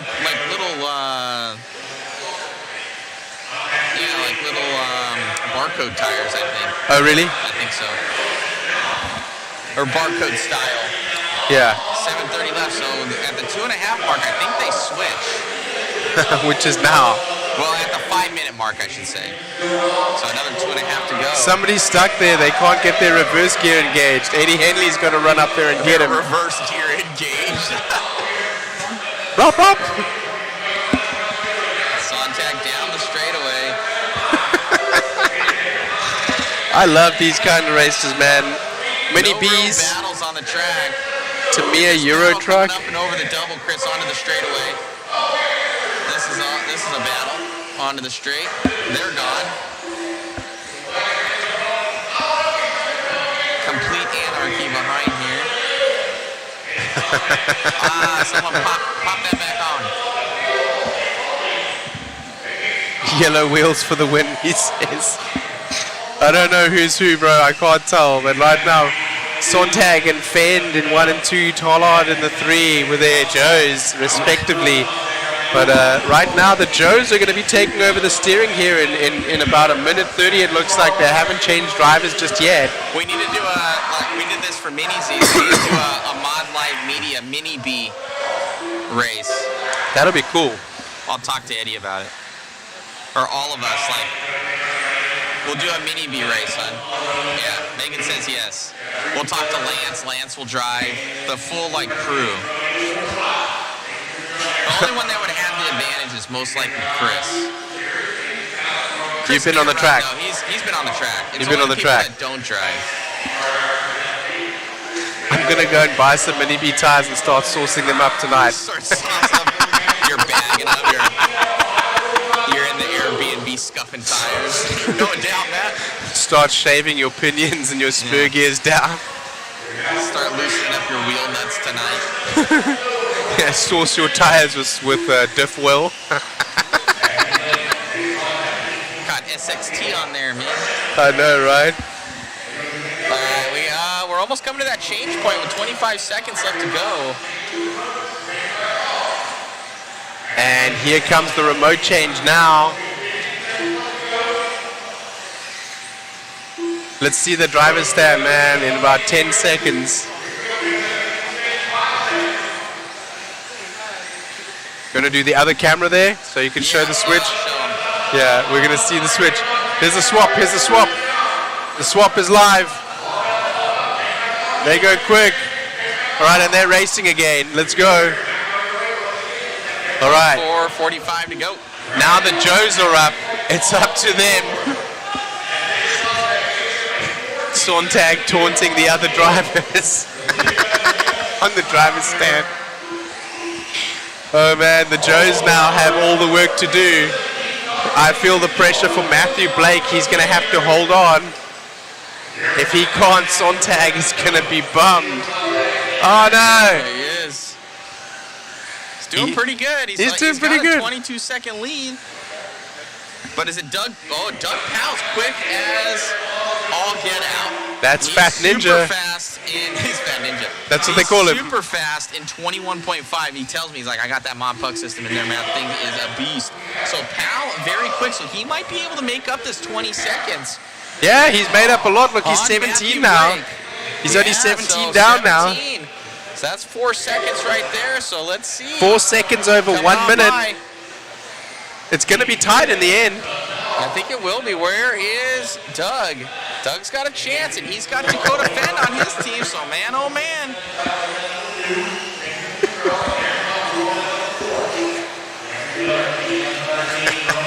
Oh no, Doug going down a position. Oh no. So Adrian and Toller, they're 18 seconds back there from... that's the leader. That's the leader. Oh, he fumbles him. Okay. Oh, I thought it was a leader.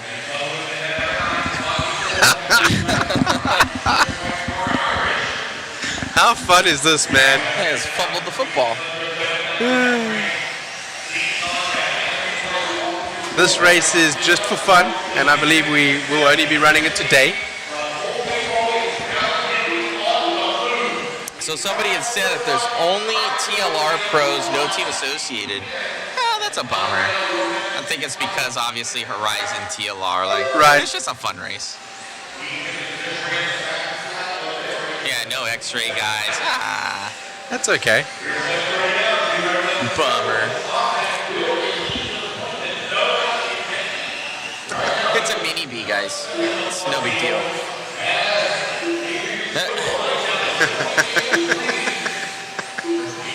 What a fun race. Sontag still holding on right now, but Tollard, Adrian Sitwell right there. He's coming right now. He's 14 seconds back and 2 minutes to go though. So this race isn't over yet.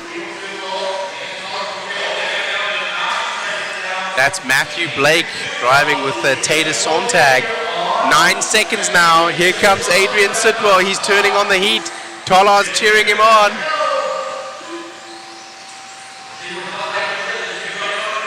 Fat Ninja still in the 3. That's Doug Powell.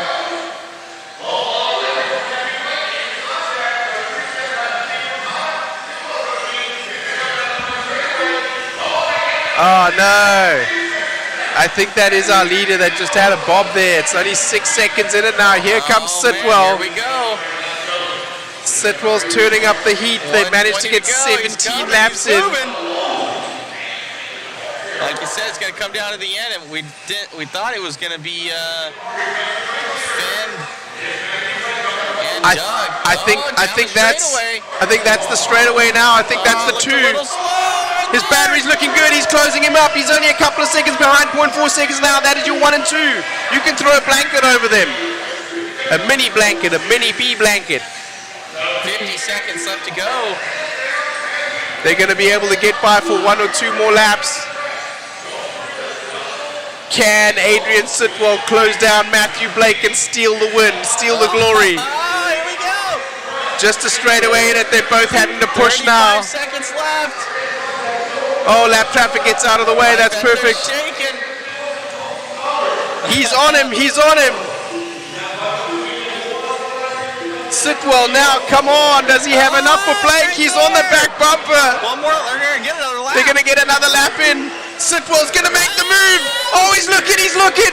He's looking. Oh, no. But they both touch the pipe. Oh, no. He's broken. No way. No, he's refixed. He's fixed. He's fixed. He's fixed, but he's gone. Oh, man. He was looking. Damn, bro. Anything can happen. He made it by the line. Yeah, he did. He did. So Blake can still mess up. he's got to get it home.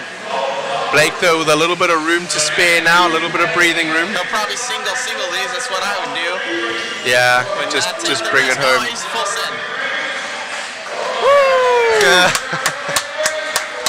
What a race. What a fun race. What a fun race. Did you guys enjoy that in the chat? Mash the like button, guys. That was sick. What a bunch of fun. What a bunch of fun. Sitwell was looking. He had the move almost done, and then he didn't, and he caught the pipe and lost some time. That was it. Thank you very much for joining us today. Let's take a last chance to thank our sponsors. Our sponsors, Team Associated, ProTech RC, SXT, DRC, TDK, Exalt, TLR, Phantom Racing, Hobbywing, Motif, One Up Racing, DBR, R1 Works, Vision Racing, Factory Tracks Racing, K&K Hobbies, Mod Live Media, Boom Graphics, and Proline. Thank you so much for joining us, guys. We hope that you had fun. Coverage will continue tomorrow from what I will believe is 9 a.m.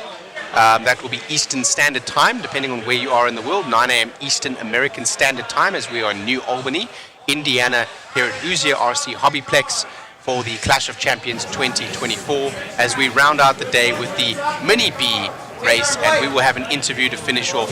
Thank you and goodbye. We will see you tomorrow.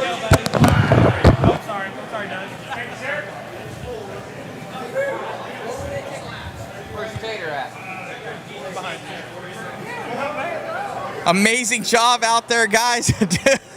It came all the way down to the end. Yeah, Tater just made such an awesome lead for me to just kind of just cruise with the whole time, but I got pretty nervous there at the end, but he was coaching me the whole race. Maybe a little bit of shakes? Yeah, still shaking right now, but he was coaching me the whole way. It helped a lot. It was awesome. You had a 22-second lead. You set it out. I was like, he's the world champion in two-wheel. Now he goes to Mini B, and he's leading it out. Great job out there. Kind of getting that lead, helping your partner. Yeah, it was fun. Honestly, dude, these things are super fast. They actually handle pretty good. They have a lot of brake. That's really the only thing that's kind of like weird about it. But yeah, no, these things handle really good. They're super fast. Like we could jump all the jumps, no problem. It was great. Got the whole shot too. So congratulations on the win, guys. Thanks, man. You got Appreciate it.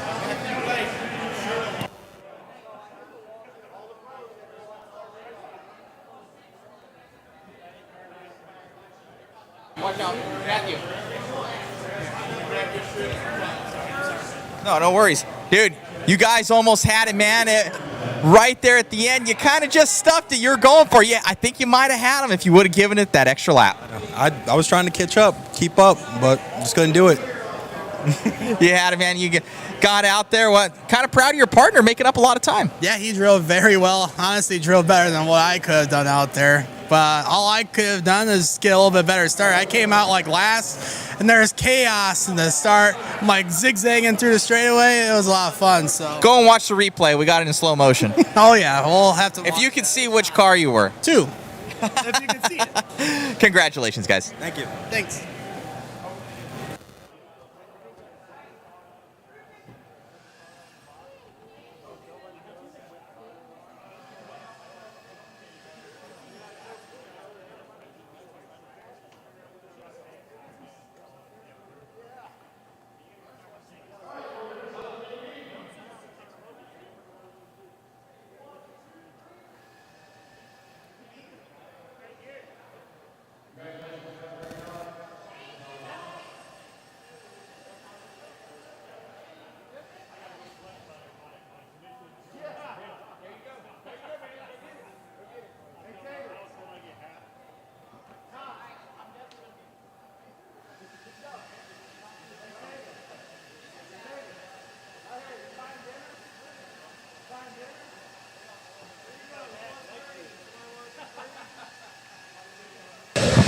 All right, guys. So we'll talk you through the end of this thing. Let me see where our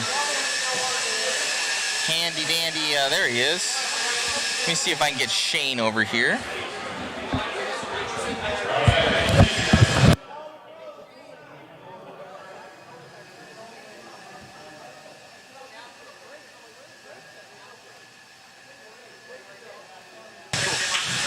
All right, perfect. All right, sounds like Shane already did the outro. All right, we'll see you guys later. Get in on the waffle, guys. Bunch of kits that are up here. You can kind of see them actually on the wall right there. And it should be good. Looks like Shane wrapped it up. Got Shu grabbing some photos there. Thank you so much, guys, for tuning in. We will see you guys bright-eyed and bushy-tailed tomorrow. And I believe about 9 o'clock in the morning. So thank you so much for tuning in. I'm Matt Olson from Mod. Thank you to my entire crew. You got Shane down there handing out some ProTech stuff. We got Shu over here killing it, taking all the photos. Megan's actually down there, down below. She's behind the timing and scoring. She's been helping out a ton. We got Chris on camera. So we got a really good crew this weekend making stuff happen. So thank you so much for everything, guys. Grab some waffle tickets. It really helps the crew. And anybody that's online, you guys want some of your photos printed, we have them for $5. Basically covers our costs on those things. And hey, you guys have a souvenir for the weekend. So thank you so much, guys. Have a blessed night. Thank you once again to all of our sponsors. Obviously, JConcepts, Hoosier, Team Associated, ProTech RC, SXT, DRC, TDK, Exalt, TLR, Phantom Racing, Hobbywing, Motive, DBR. Let me see if there's another one hiding behind here. One Up Racing, R1 Works, VR, which is Vision Racing, Factory Tracks Racing, K&K, Modline Media, Boom Graphics, Proline Mod. So thank you so much. Shane's bringing up his little goodie bag. He almost knocked off the Team Associated Nano Sport, but it's fine. He's a professional. All right, guys. We'll see you soon. Good night. Goodbye.